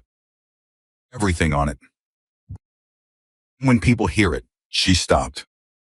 "And my father's voice is on it.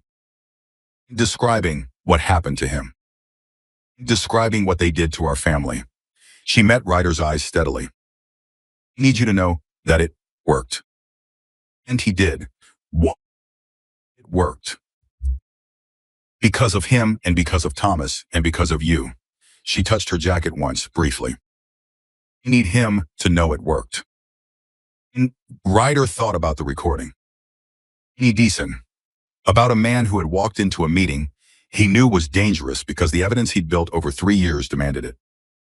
And about a daughter who had lived alone on a mountain for 7 months, holding what he'd left behind. He knew it would work, Ryder said. And that's why he made it. Emily held his gaze for one more moment. And she turned. "I need my boots." Getting her out took 11 minutes. And Cole had the bike positioned at the south side of the cabin, out of the direct line of sight from the east and north approaches. And he ran the distraction, a deliberate increase in visible activity at the front and east of the cabin. Men moving with purpose and noise, drawing attention, the way you draw attention when you need eyes looking one direction while something happens in another. Presumably, Ryder was at the south door when Emily came through. And she had her layers on the same wrong layers that had been wet through when she first appeared in the storm, but they were drier now, and she'd added a jacket someone had given her that fit badly but was warmer than anything she owned. And the sealed bag with the flash drive was in the inner pocket. And her father's envelope was against her chest. And her hands were steady again. "In South Forest Road," Ryder said. "And you know every inch of it. When you hit the highway, call Thomas from Cole's phone. He'll tell you where to meet the marshals."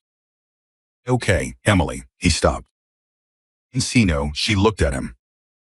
"And your father was right about one thing in that letter." "In the derbies," she waited. "He said, find people who still believe in doing what is right." Ryder held her gaze. "And he wasn't wrong about us." And something moved in her face, that thing she'd been keeping behind a wall that looked like it had been waiting a long time for somewhere safe to go. "No," she said. "He wasn't." And she turned and got on the back of Cole's bike. And Cole, who had said he could do the riding part easy, and turned the engine over with the practiced quiet of someone who'd learned to do things without announcement, and they moved. They were gone in under 90 seconds. Ryder went back inside and looked at the clock. In 34 minutes. He needed 34 minutes.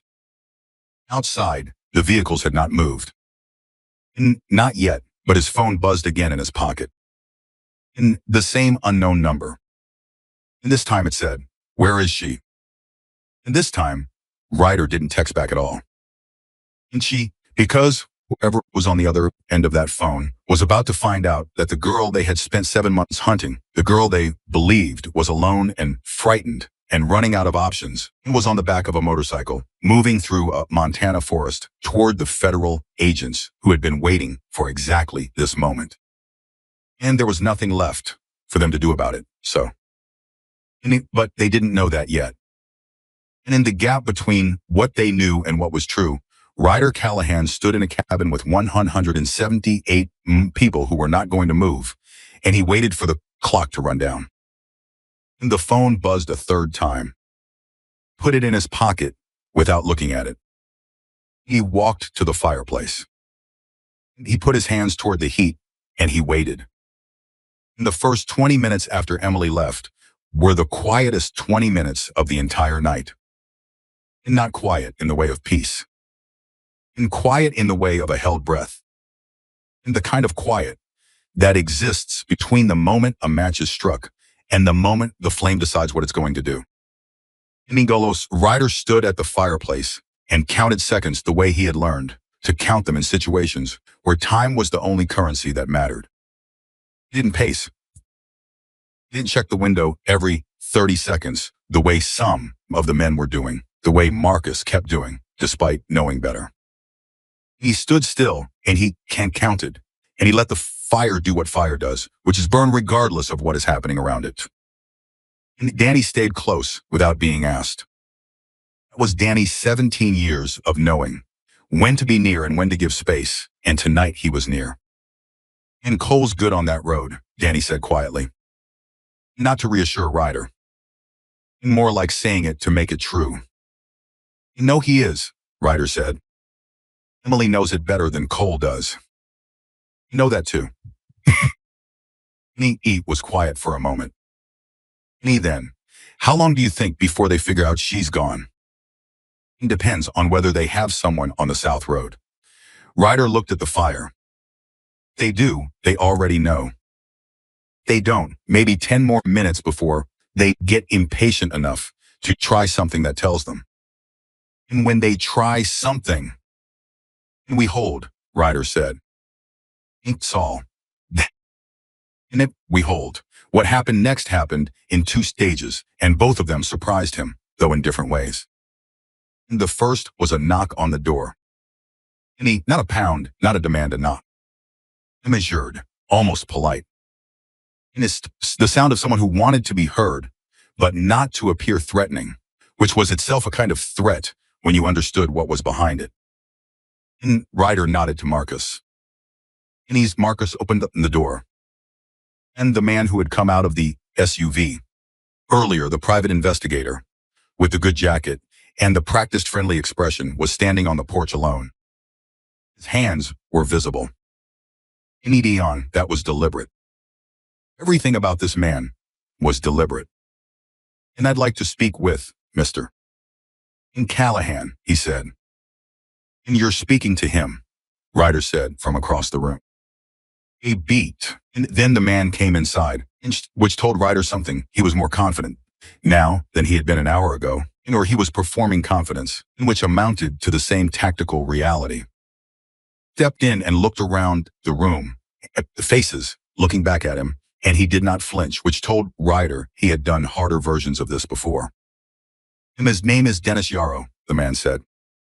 He said it like a man, deciding that names were no longer a liability.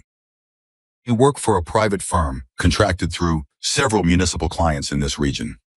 He looked at Ryder directly. Inigo, I want to be honest with you.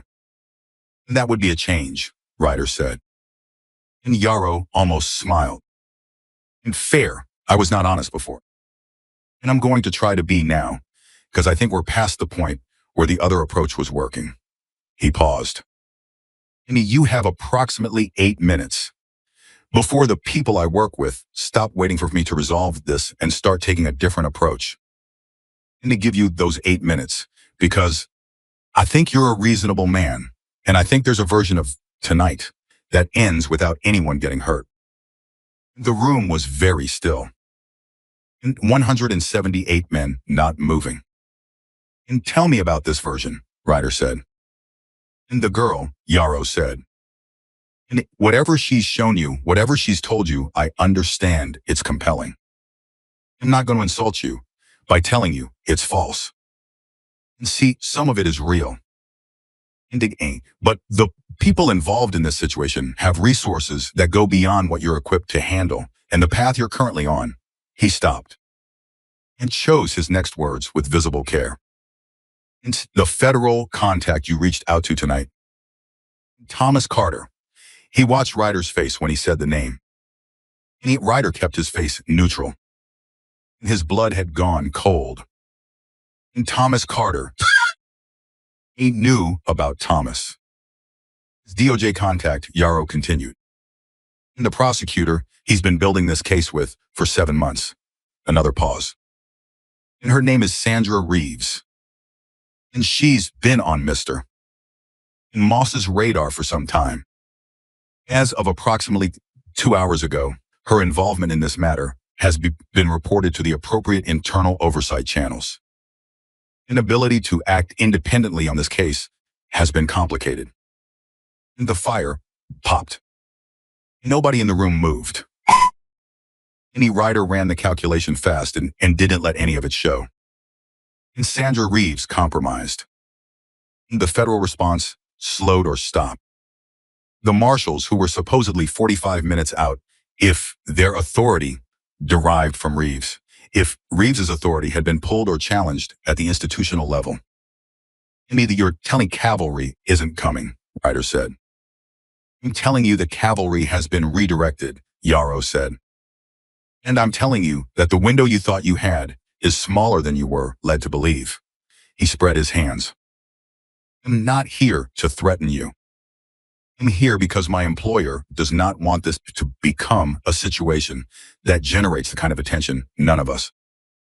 If the girl comes back in from wherever she's gone and the evidence is surrendered, everyone in this room goes home. Legal matters sort themselves out through proper channels over the next several months. Quietly, and your involvement in this stays exactly where it is, which is nowhere official.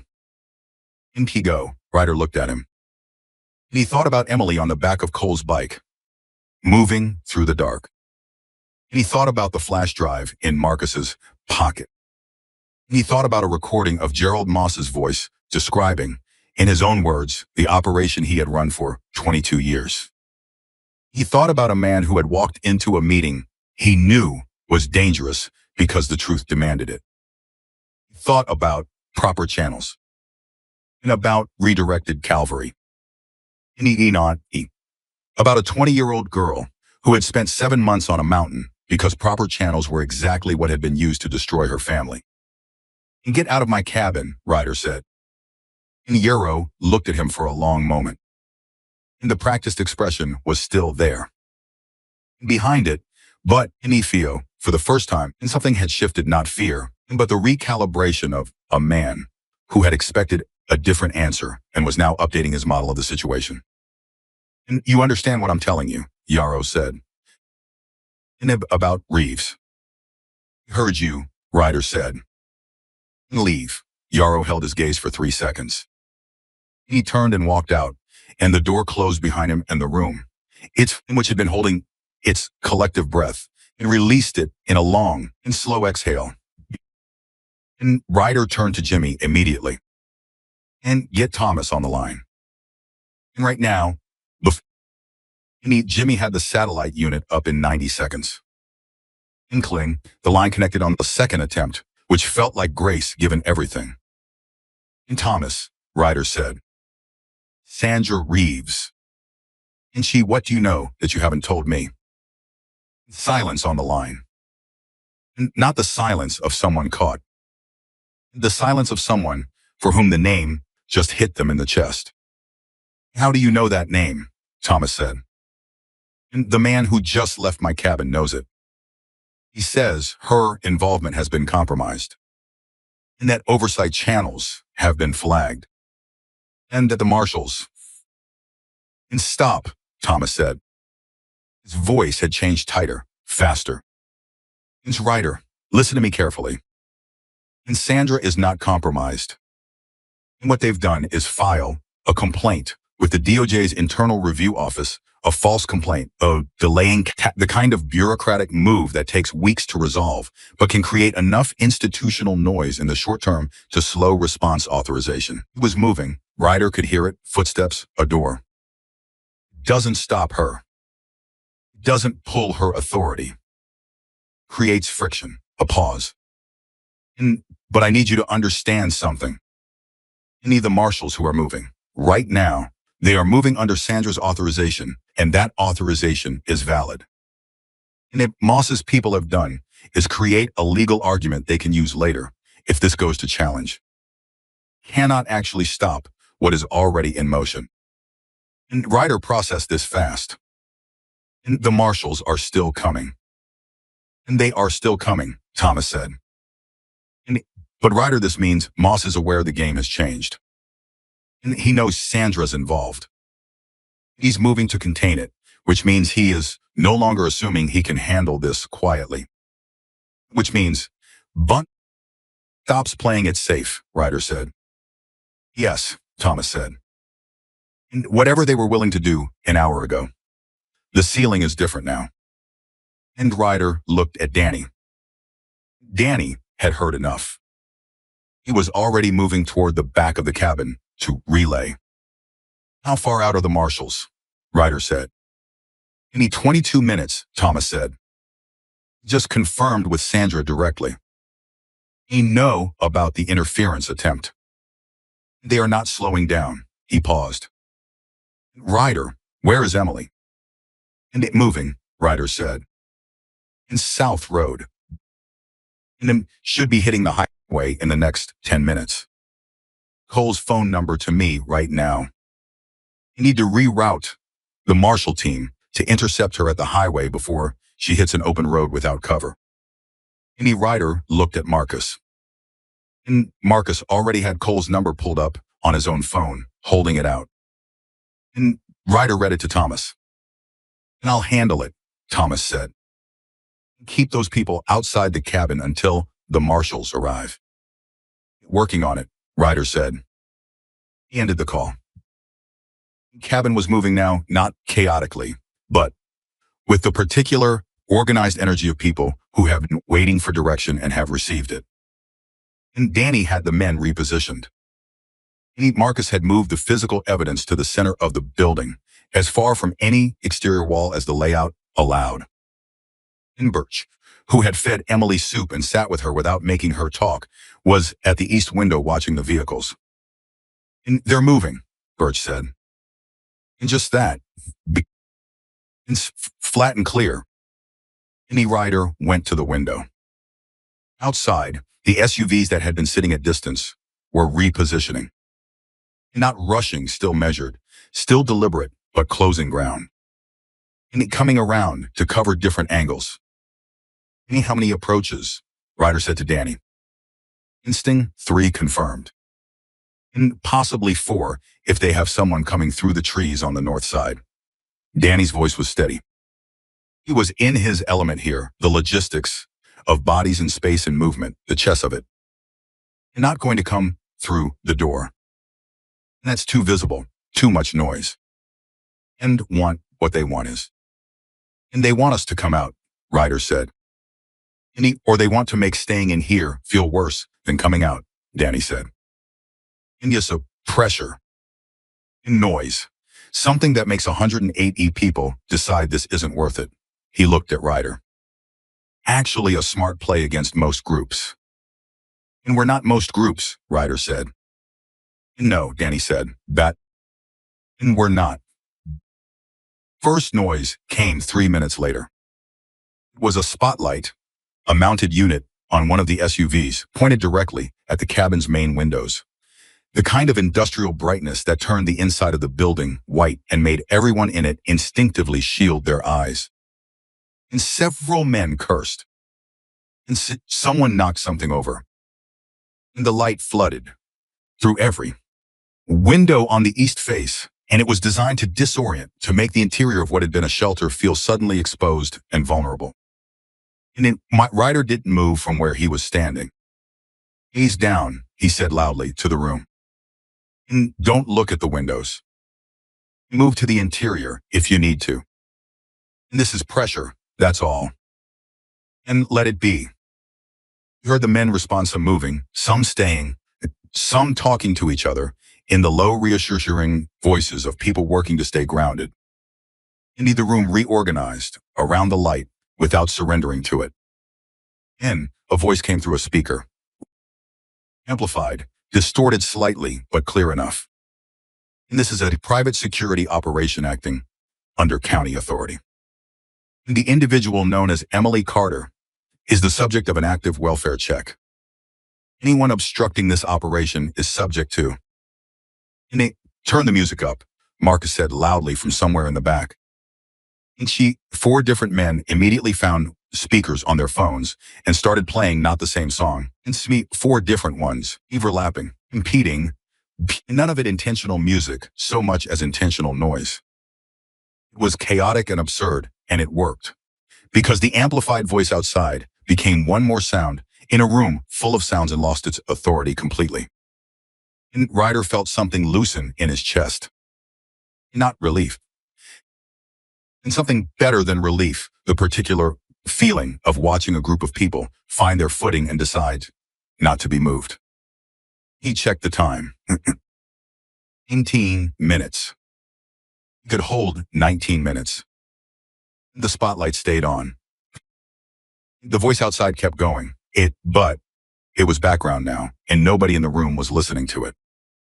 And sat on the floor, and on benches and against walls, and some of them talking, and some of them quiet, and a few of them doing what people do. Under sustained pressure, when they've made their decision, and it's just a matter of waiting, they close their eyes. And not sleeping. And just resting inside the choice they'd made, letting it hold them. Birch came and stood next to Ryder. "You know what this reminds me of?" Birch said. "And what?" "My father's stories about the war. And not the fighting part." He looked at the lit windows. "And the waiting part. And the part before the thing." And he said the waiting was the hardest, because that's when your head had the most room to talk you out of things. "Is your head talking you out of things?" Ryder said. "No," Birch said simply.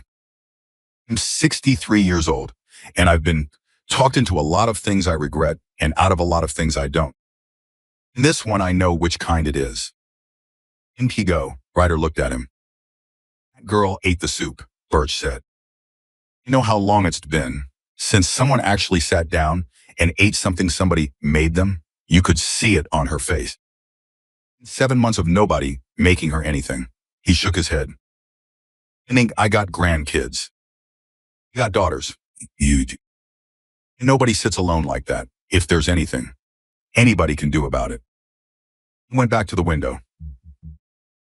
And Ryder stood where he was and thought about 7 months and a lantern, and 3 words spoken to 180 strangers, and everything it had cost a 20-year-old girl to walk out of that tree line.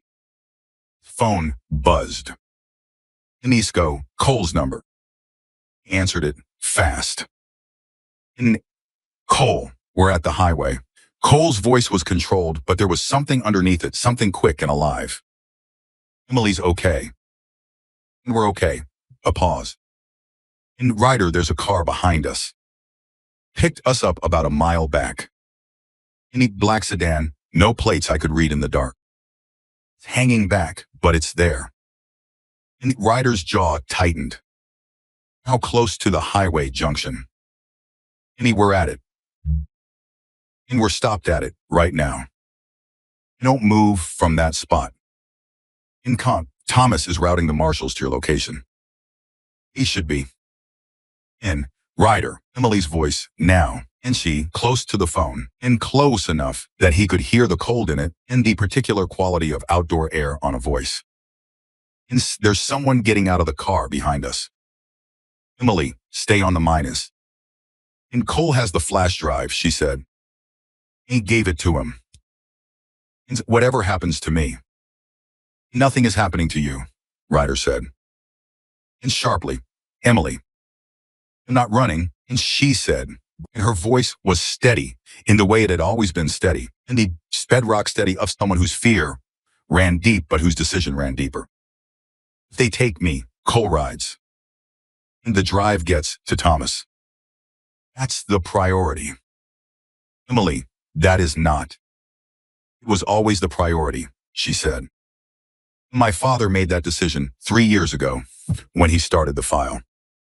He made it 7 months ago when I came to the sand cabin.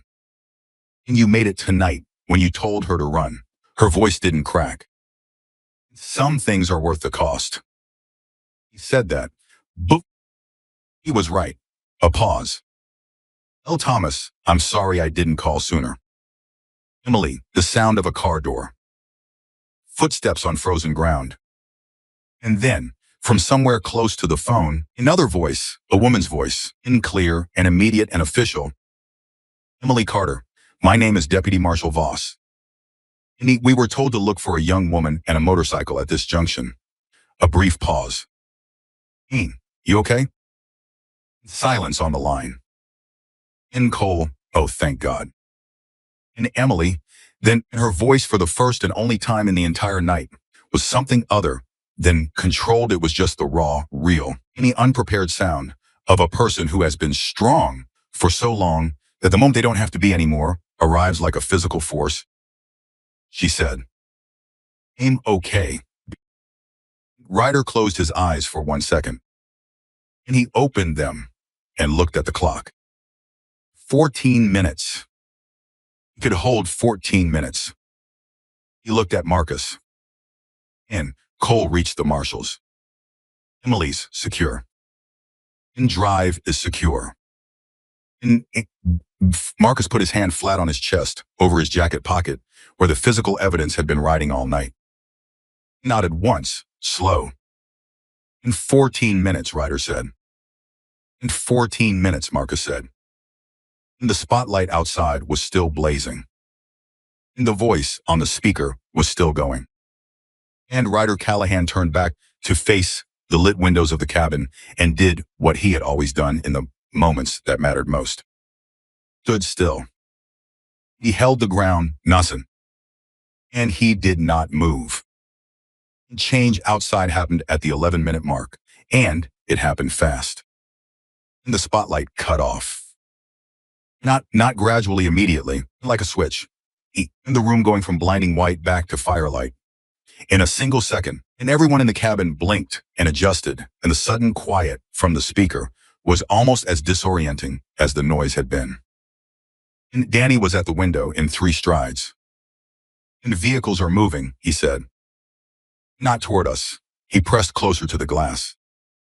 In a way, both of them are pulling back. North vehicle, Ryder said. He beat, moving south. And away from the cabin. And the room was completely silent now. 178 people who had been holding position for the better part of an hour, who had sat in spotlight glare and speaker noise and the sustained pressure of a situation that wanted them to break, and not one of them had moved toward the door. And why are they pulling back? Someone said.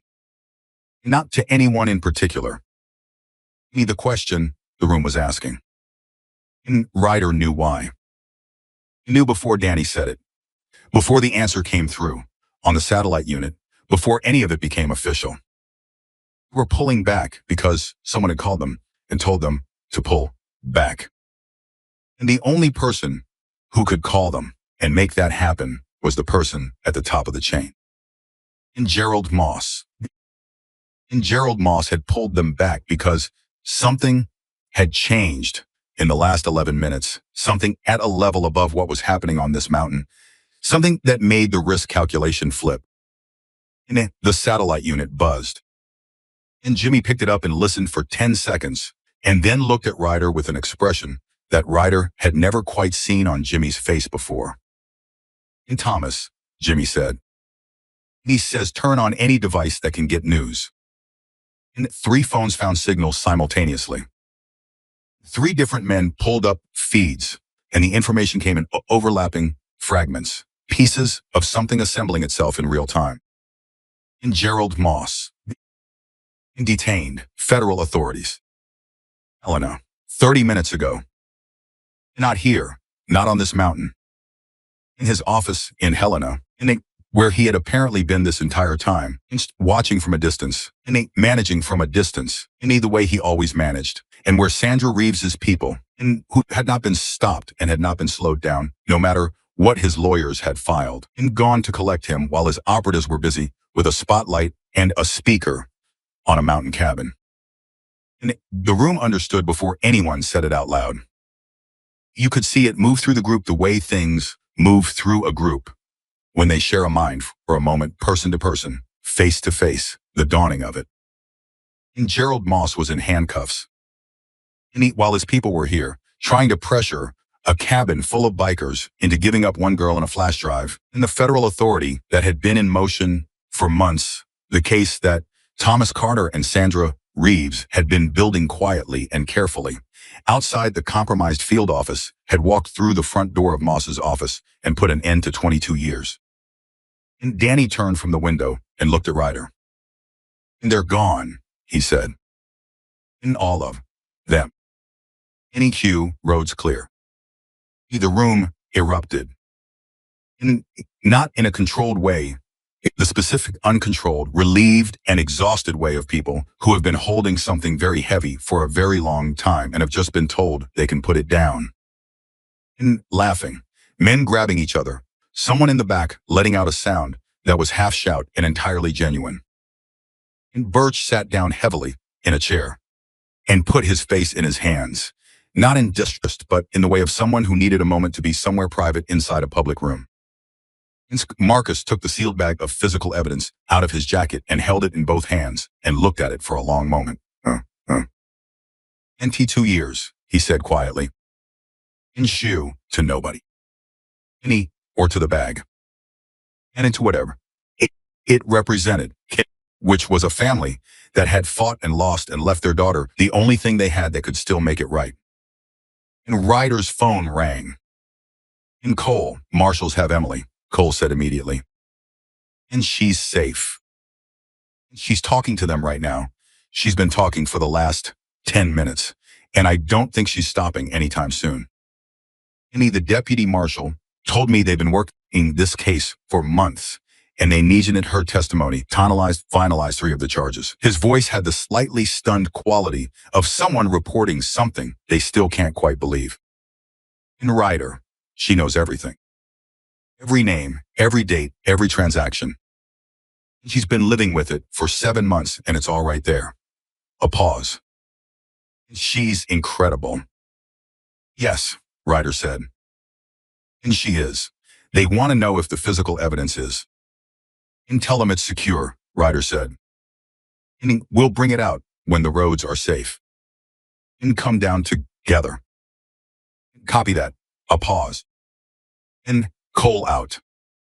Ended the call and stood in the middle of the room and looked at his people, the men who had come up a mountain to ride through the wilderness and had ended up doing something he had no name for that was larger than riding and larger than wilderness and had to do with the specific human decision to be the thing that stood between someone and the worst outcome.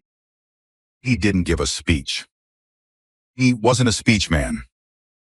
He just looked at them, and they looked back, and something between the room and its occupant that didn't need words because it was already understood. And Danny appeared at his shoulder. "And storm's broken," Danny said. "Any roads will be passable in an hour. Maybe less, but..." "And we wait an hour," Ryder said. "And then..." And Ryder looked at the fireplace. The fire that had been burning since Emily built it, and hours ago, and that was lower now, but still going, in either way fires go when you fed them through a long night. "And we go home," he said. He didn't feel like it was over. Not entirely. And not yet, because there was something still unfinished. Not in the legal sense, and not in the tactical sense, in the human sense, which is the sense that always takes the longest. He had held a cabin in the mountains while a girl rode towards safety. He had stood still in the spotlight and let the clock run. He had done what needed doing. But he had not yet seen her again. In person, not engaged Ethan, not standing in the same room, with the worst of it behind them instead of in front of them. And until he did, some part of him that had been running on tension and purpose and the forward momentum of a night that demanded constant motion was going to stay exactly where it was. He sat down in front of the fireplace. He waited. And the fire burned. Outside, the Montana sky was beginning its slow transition from the absolute dark of deep winter to the first gray suggestion of morning. And the storm was over. And the roads were clearing. And the mountains that had closed around them 12 hours ago were beginning, barely, and reluctantly to let them go. And in a convoy of federal vehicles on a highway 30 miles south, a 20-year-old girl named Emily Carter was talking. And finally and completely and without stopping, the people who had the authority and the obligation to listen. In her father's voice on a recording. In a mother's name in a document. In 7 months of holding on. And now, for the first time in all of it, someone was writing it down. And the convoy came down from the mountains just after 7 in the morning. And 178 bikes, moving in a column that stretched the better part of a mile, engines running steady in the cold air of a Montana morning that had decided, after everything, to come out clear. And the storm had left the world white and still and brutally bright. The kind of morning that made you squint and breathe carefully and feel every hour of the night before in your bones. Any rider rode at the front. He had not slept. Nobody had slept. Any go, but there was a particular quality to the exhaustion of a night like this one, not the heavy, any hollow exhaustion of defeat, and the clean, and stripped exhaustion of a thing completed, of a body that had spent everything it had on something that deserved it. He rode with it and let it be what it was. And Danny rode beside him. Neither of them spoke. There was nothing to say that the road wasn't already saying. The satellite unit had stopped producing updates an hour ago, in which Jimmy said meant things were moving too fast at the official level to track from where they were processing and charging machinery of federal law grinding into motion after months of preparation. And Thomas Carter had sent one final text before the lines went quiet. She's safe. And she's talking. It's happening. Thank you. In 3 sentences. Any rider had read them 3 times and then put his phone in his pocket and helped Danny organize the ride down.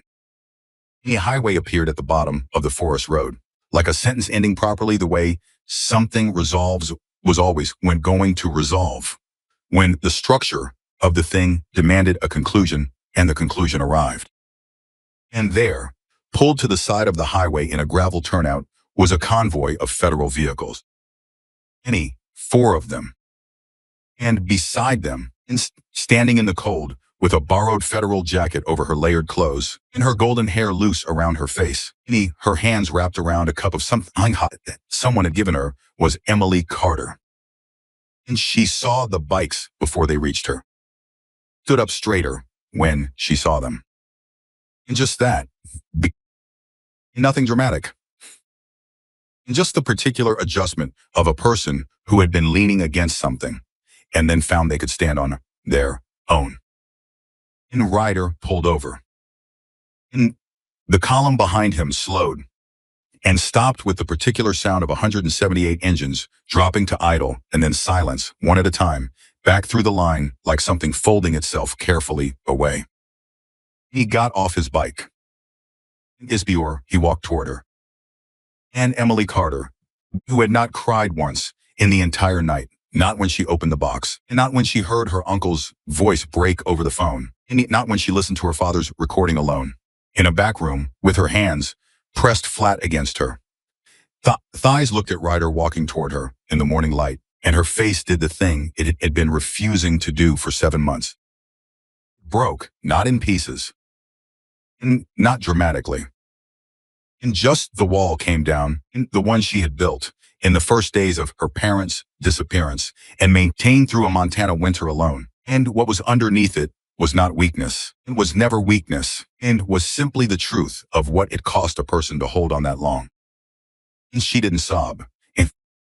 And she just stood there with her face open and her eyes full, and one hand pressed over her mouth, the way you press a hand over your mouth when you're trying to keep something inside that has decided it's leaving. And Ryder stopped in front of her. He didn't say anything clever. He didn't say anything that would be worth repeating. He opened his arms. Emily Carter, 20 years old, who had led 180 bikers through a blizzard and held 7 months of her father's truth in a cabin on a mountain and faced down private security and spotlights, and the full weight of a man with 200 million and 22 years of practice at making things disappear, stepped forward and let someone hold her for the first time since everything started. Any Reiser stood there and held her and said nothing because nothing was the right thing to say. Behind him, he heard the men. Not loud, just present. And the sound of 178 people being quiet on purpose. The particular respectful silence of people who understood what they were witnessing. And Birch, who was 3 bikes back in the column, took off his helmet and held it against his chest and looked at the sky. And Decker, Cole, who had ridden through a frozen Montana forest in the dark and delivered a girl and a flash drive to the people who needed them, sat on his bike and looked at his hands and did not try to make his face do anything in particular. Marcus, who had the sealed bag in his jacket pocket and took it out and held it in both hands, and for the first time since this started, felt like what it was not a liability to protect or an object to secure, but the work of a man who had loved his daughter enough to leave her something worth fighting for. Thomas Carter arrived 40 minutes later. He drove himself, which told Ryder something about the kind of man he was, the kind who didn't wait for someone else to take him somewhere that mattered. Pulled up in a gray sedan and got out before it had fully stopped, moving with the particular urgency of a man who has been on the phone for 6 hours straight and finally has somewhere to put his feet. He was older than Ryder had imagined from his voice. 860s, the kind of face that had been through things and didn't hide it, deep lines, and gray at the temples, A's that were red at the edges in the way of someone who had been crying recently and wasn't trying to conceal it. Stopped when he saw Emily. She was sitting on the hood of one of the federal vehicles with a second Marshal Voss beside her, Deputy Marshal going through paperwork, and she looked up when Thomas's car stopped, and for a moment neither of them moved. And then she got off the hood.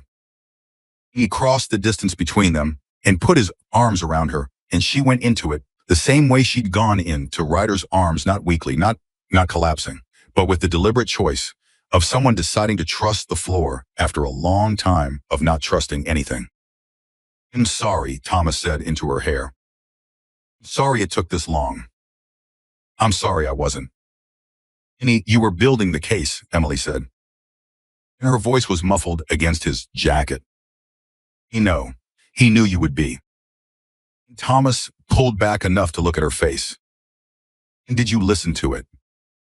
"All of it." "Yes." He made a sound. And low, brief, the sound of a man absorbing something.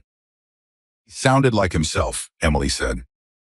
Even at the end of it, when he was saying what he thought was going to happen, he sounded exactly like himself. She steadied herself. "I was afraid he wouldn't. I was afraid it would sound like someone saying goodbye." And it didn't, but didn't. Sounded like someone making a record, because they believed the record would matter. She met Thomas's eyes. He was right. And Thomas looked at her for a long moment. He touched her face once, briefly, the way you touch something you weren't sure you'd see again. And he straightened. Then he turned to Ryder. The two men stood in the morning light and looked at each other for the first time. And Ryder did not miss the way Thomas took him in not judging, in not sizing up, but genuinely trying to understand the shape of the person who had stood between his niece and everything that had come for her in the last 12 hours. "Mr. Callahan," Thomas said. "And Ryder," he said. Thomas extended his hand. Ryder took it.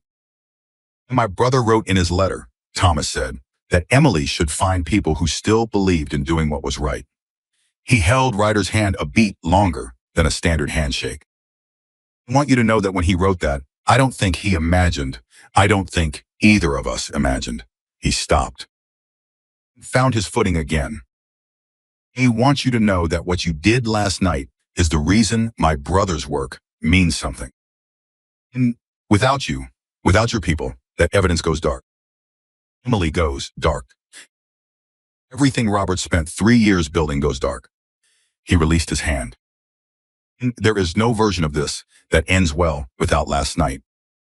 And Ryder was quiet for a moment. And your brother built it, he said. Emily held it. And then we just showed up. Thomas shook his head slowly. Ain't do that. Don't. Ain't minimum, is it?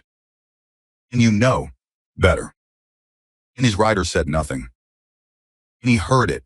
But the federal briefing happened at a rest stop 20 miles south, not official, not recorded, and just Sandra Reeves in a heavy coat, talking to Ryder and Thomas and Emily in the cold, while Deputy Marshal Voss stood nearby, and the column of bikes waited in the parking lot with the patience of people who had already decided they weren't leaving until they knew what was what. And Sandra Reeves was not what Ryder had built in his head from Thomas's descriptions. In fact, it's someone's institutional button-down, the particular sharpness of a federal prosecutor who had made a career in precision.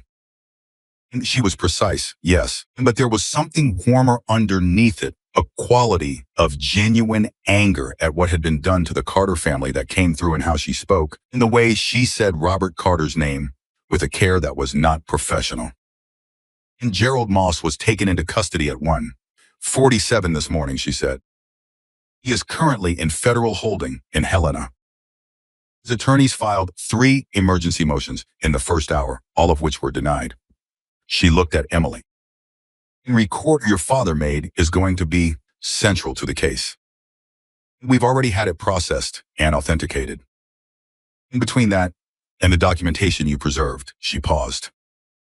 Emily, what your father built, what you protected, I've been a federal prosecutor for 16 years. I have never seen a case this complete built by a civilian with no law enforcement background and no institutional support. And your father was extraordinary. Emily held that for a moment. He was just thorough, she said. And he always said, if you're going to do something, do it so completely that nobody can pretend it didn't happen. And Sandra nodded slowly. He did that. And what about Roy Haskell, Thomas said. And detained this morning as well. And 4 other county officials. And 2 of them cooperated immediately, the kind of cooperation that happens when people realize the recording exists and they were named on it by the man who paid them. Sandra's expression was composed, but not soft. He will be cooperating with the prosecution. Aggressively. In the land, Emily said. It was the first time she'd asked it directly. Her voice was controlled, but her hands around her coffee cup had gone white at the knuckles. It's my family's land. Sandra looked at her. And the foreclosure was executed through fraudulent documentation. Every transaction that derived from it is legally void. The reversal process takes time. There are filings, there are hearings, but the outcome is not in question. She held Emily's gaze. And family's land comes back to you, Emily. That is not a maybe. And that is a legal certainty. Emily looked down at her coffee. She didn't speak for a long moment. And when she looked up, her eyes were dry. And her jaw was set.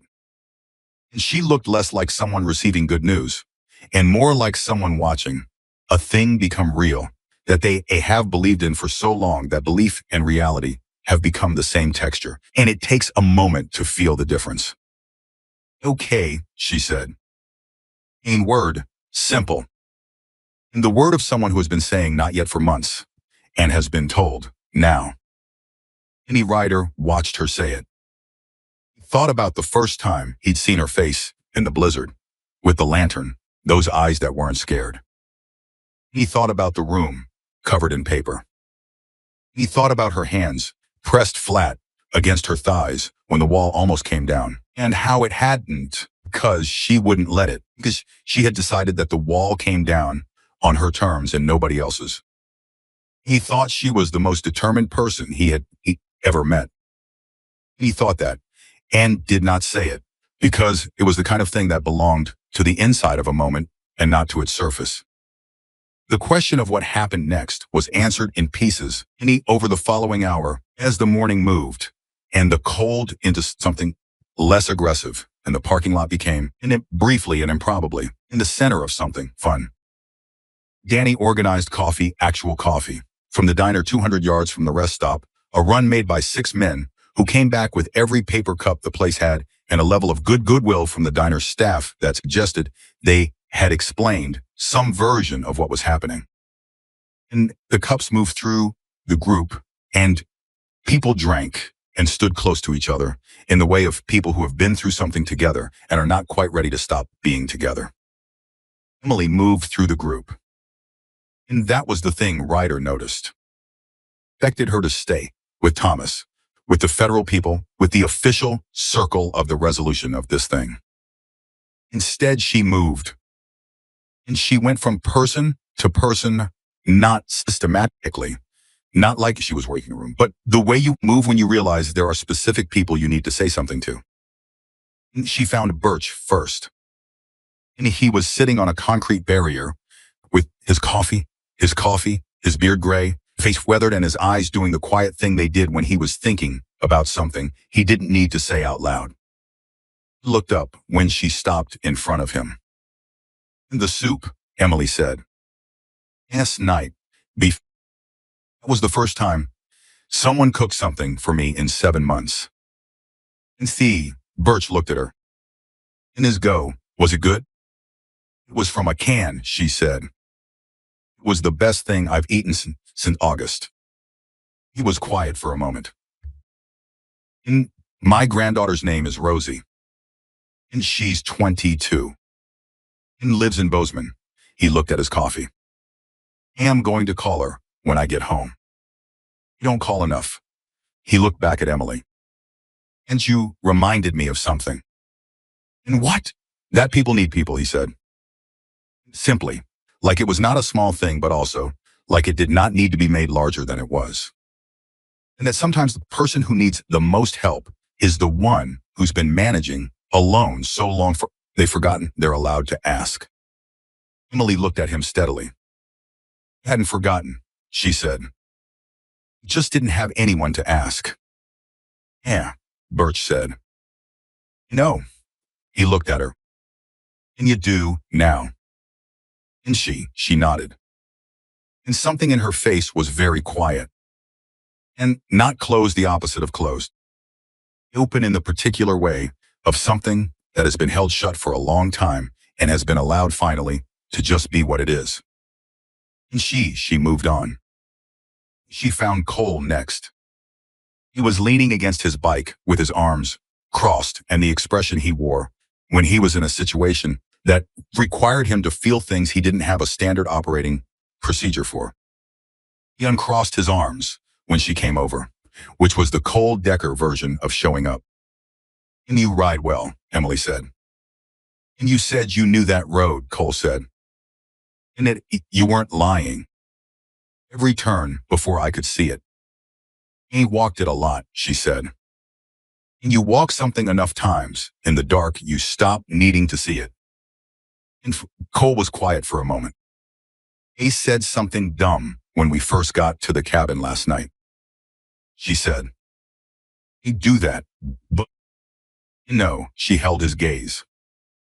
"I also rode through a frozen forest in the middle of the night with someone's flash drive in your pocket and didn't slow down once." She paused.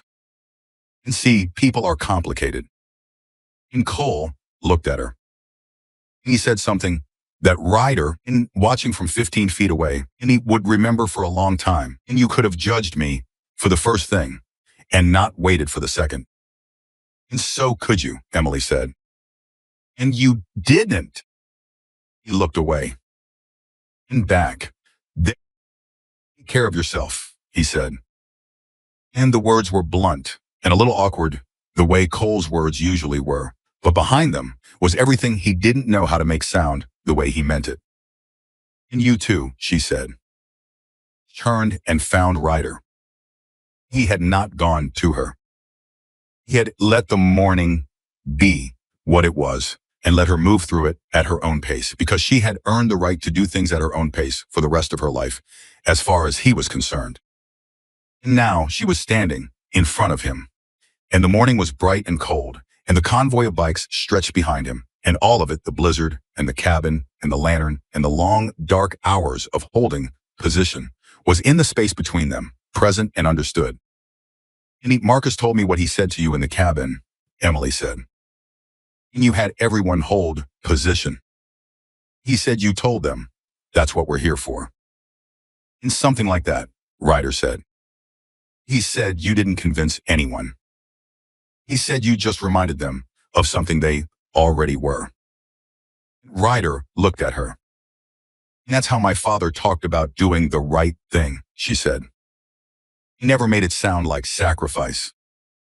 And he always made it sound like recognition. Like recognizing yourself in a moment and deciding to be what you already are. She paused. He was describing people like you. He just hadn't met you yet. And the morning light was in her face, and she was looking at him without the careful wall, and without the controlled stillness, and just straight and clear the way she had looked at him in the very first moment in the storm. Except at this time, what was in her eyes was not the focused determination of someone about to do something dangerous. It was gratitude. And real gratitude. And the kind that doesn't perform itself. Thank you, she said. And for following me. And Ryder was quiet for a moment. Thank you for the lantern, he said. And she almost smiled. Broke across her face, briefly, quickly, real in the way that brief things are real. And she took a breath and looked out at the column of bikes, Namaning the men's, and the men standing and the morning that had come out the other side of the worst night of her life, clean and cold and available. What happens to you now, she said. And no, to all. And we go home, Ryder said. Finish the ride we started. And through Montana. And through Montana. That's a long ride. And we've done longer. She was quiet for a moment. And then, will you come back through here? This direction. Probably, he said. Montana's hard to avoid if you're riding the northern routes. And good, she said. And simply, like it was a piece of information she needed and now had. And she looked at him one more time. And she turned and walked back to Thomas, who was waiting beside his car with the patience of a man who understood that some things needed to be said before the official things could resume. She took his arm when she reached him, and he put his hand over hers, and they stood together in the morning light, uncle and niece, in the surviving remnants of a family that a powerful man had decided to erase, and looking very much like something that had survived and intended to keep surviving. And the twist that nobody saw coming arrived an hour later, and it came from Sandra Reeves.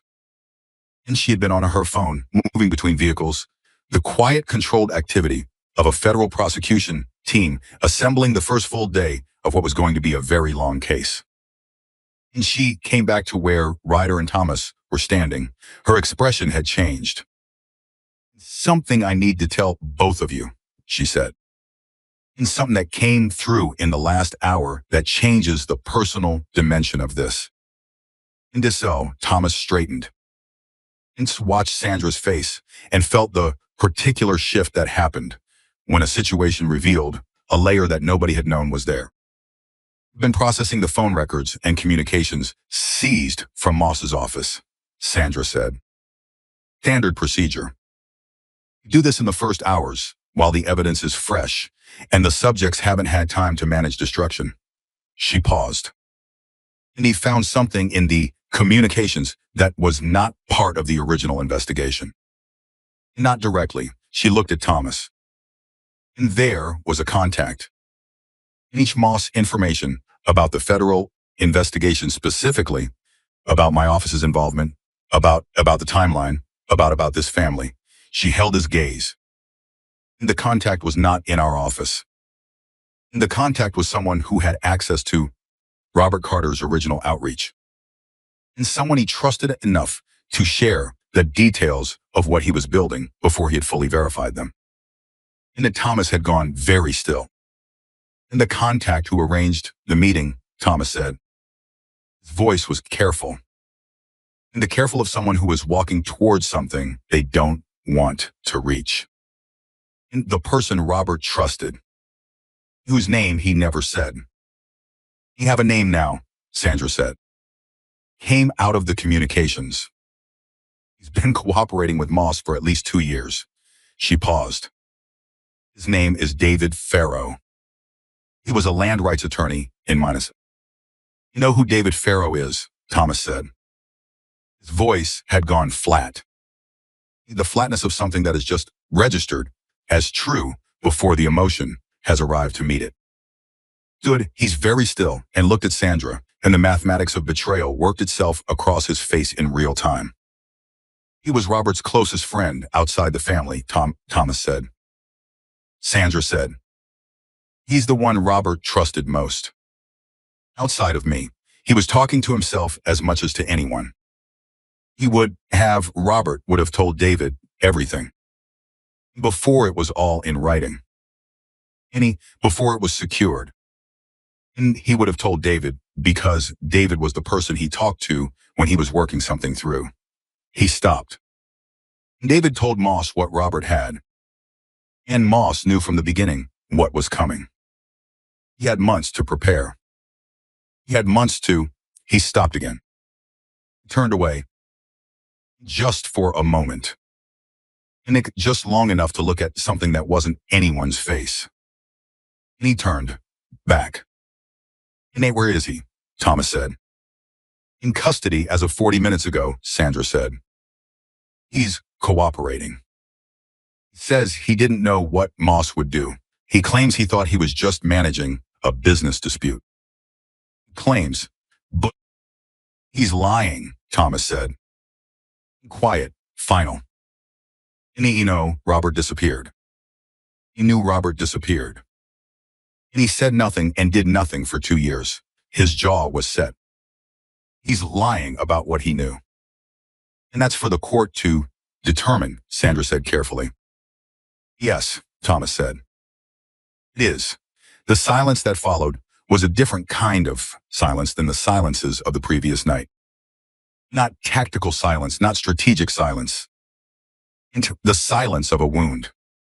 And the particular human devastation of learning that the betrayal was not from a stranger, not from a system, not from an abstraction called corruption, but from a person. Specific person with a face and a history and a friendship that Robert Carter had trusted with the most important work of his life. Emily had heard it. She had been close enough to hear, standing with Deputy Marshal Voss, and she had gone very still in the way she went still when she was absorbing something rather than reacting to it. Any rider went to her. He didn't say anything. He just stood beside her, the way you stand beside someone when the information is still landing and there is nothing to say that would help and nothing to do except be present. "He was at our house," Emily said. Low. Her voice was controlled in the way of something being held at the edge of control. "In Ijam, when I was growing up. Every Christmas. He knew me since I was born." She looked at the ground. "And if my father trusted him?" "No," Ryder said. "My father walked into that meeting because David told him it was safe. And because David arranged it." She said it like she was examining each word for what it weighed. "He didn't just tell Moss. He put my father in front of him."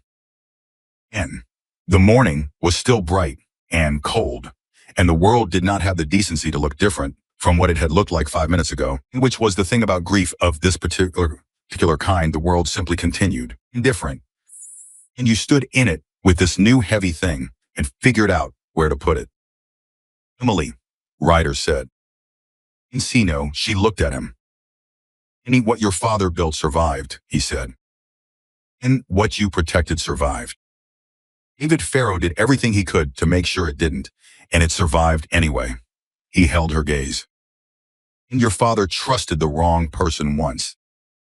And he also spent 3 years building something so thorough and so complete that it survived that betrayal. And the truth he put into that box, into that recording, it was stronger than what Farrow did to him." He paused. "He won. even after everything. He won. Emily was quiet for a long time. In the Mexico, the wind moved. In the morning, stayed bright. He won, she said finally. And not as a question, as a decision, as the choice to let it be true. Yes, Ryder said. He won. She looked at the sky for a moment. And she looked at Thomas, who had come back to himself and was standing with Sandra and going through the professional motions of a man who was handling something personally devastating in the only way he knew how, which was to keep working. He looked at the federal vehicles and the column of bikes and Birch and Cole and Danny and Marcus and all the people who had come up a mountain in a blizzard and decided at some point in the night that they were not leaving without her. "I want to go home," Emily said. It was the most ordinary sentence she had said since he'd met her. And simple, direct. In the sentence of a person who has been away for a very long time and has just been given permission to go back. "Where's home?" Ryder said. "In the land," she said. "It's my family's land. Whatever state it's in, I don't care. I want to go back to it." She straightened. "I want to go back and start rebuilding. And I want to plant something in the spring. I want to." She stopped. And her voice was not breaking. It was doing the opposite. It was building. "I want to live there. And the way my parents lived there. And the way 3 generations of my family lived there. And I want what my father started, the land trust protections, the legal framework, the documentation. I want to finish what he started. So that what happened to us can't happen to the next family." And she was not asking for permission. She was not asking for anyone's reaction. And she was simply saying the thing that was true, and easy out loud, in the morning light, in front of the people who had helped her get to a place where saying it was possible. Ryder looked at her. He thought about the lantern in the storm. He thought about the room covered in paper. He thought about her hands on the box under the east wall, steady, turning the dial of a combination lock to her mother's birthday. He thought about what it meant to hold something for 7 months in the dark and bring it into the light and still have enough left to decide what came next. "And let's get you there," he said. And they rode out together.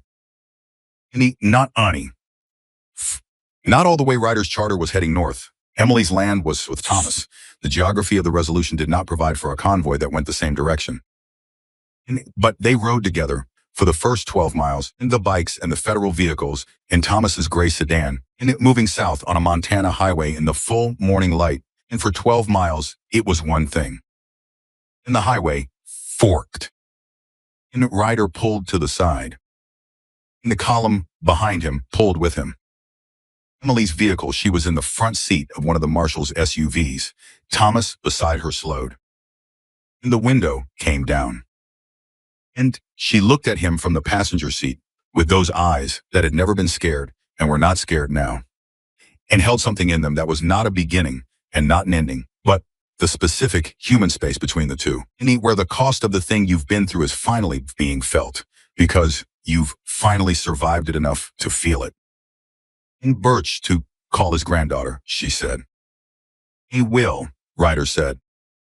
"And tell Cole." She stopped. And he did in that Forest Matters. And not because it worked out.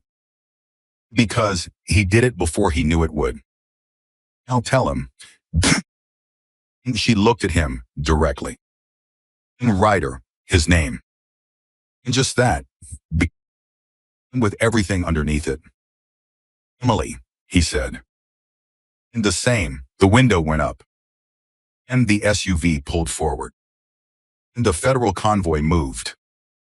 Thomas's gray sedan followed, and from the passenger window, for just a moment, Emily's hand appeared flat, brief, and definitive. And Ryder watched the convoy until it turned south, and the road took it away. And he sat on his bike in the Montana morning and thought about a girl who had walked out of a blizzard with a lantern and 3 words and changed the direction of every person who followed her. He thought about what she had given them, which was not a rescue and not a story and not even the particular satisfaction of justice, though justice was part of it. And she had given them was the reminder that the moment you decide to stand for something is the moment you find out who you are. Look back at the column. 178 men waiting, their engines ticking in the cold. He put on his helmet, started his engine. And Ryder Callahan, who had ridden through 1,000 miles of American road and never once doubted his direction, he pulled back onto the highway, heading north, knowing that the girl with the lantern had already shown him everything about where he was going, and because she had shown him in one long night on a frozen mountain exactly what kind of man he had always been and had simply needed reminding to become. And some people enter your life in the middle of a storm and change the weather permanently. Emily Carter walked into theirs with a lantern, and every single one of them carried that light home.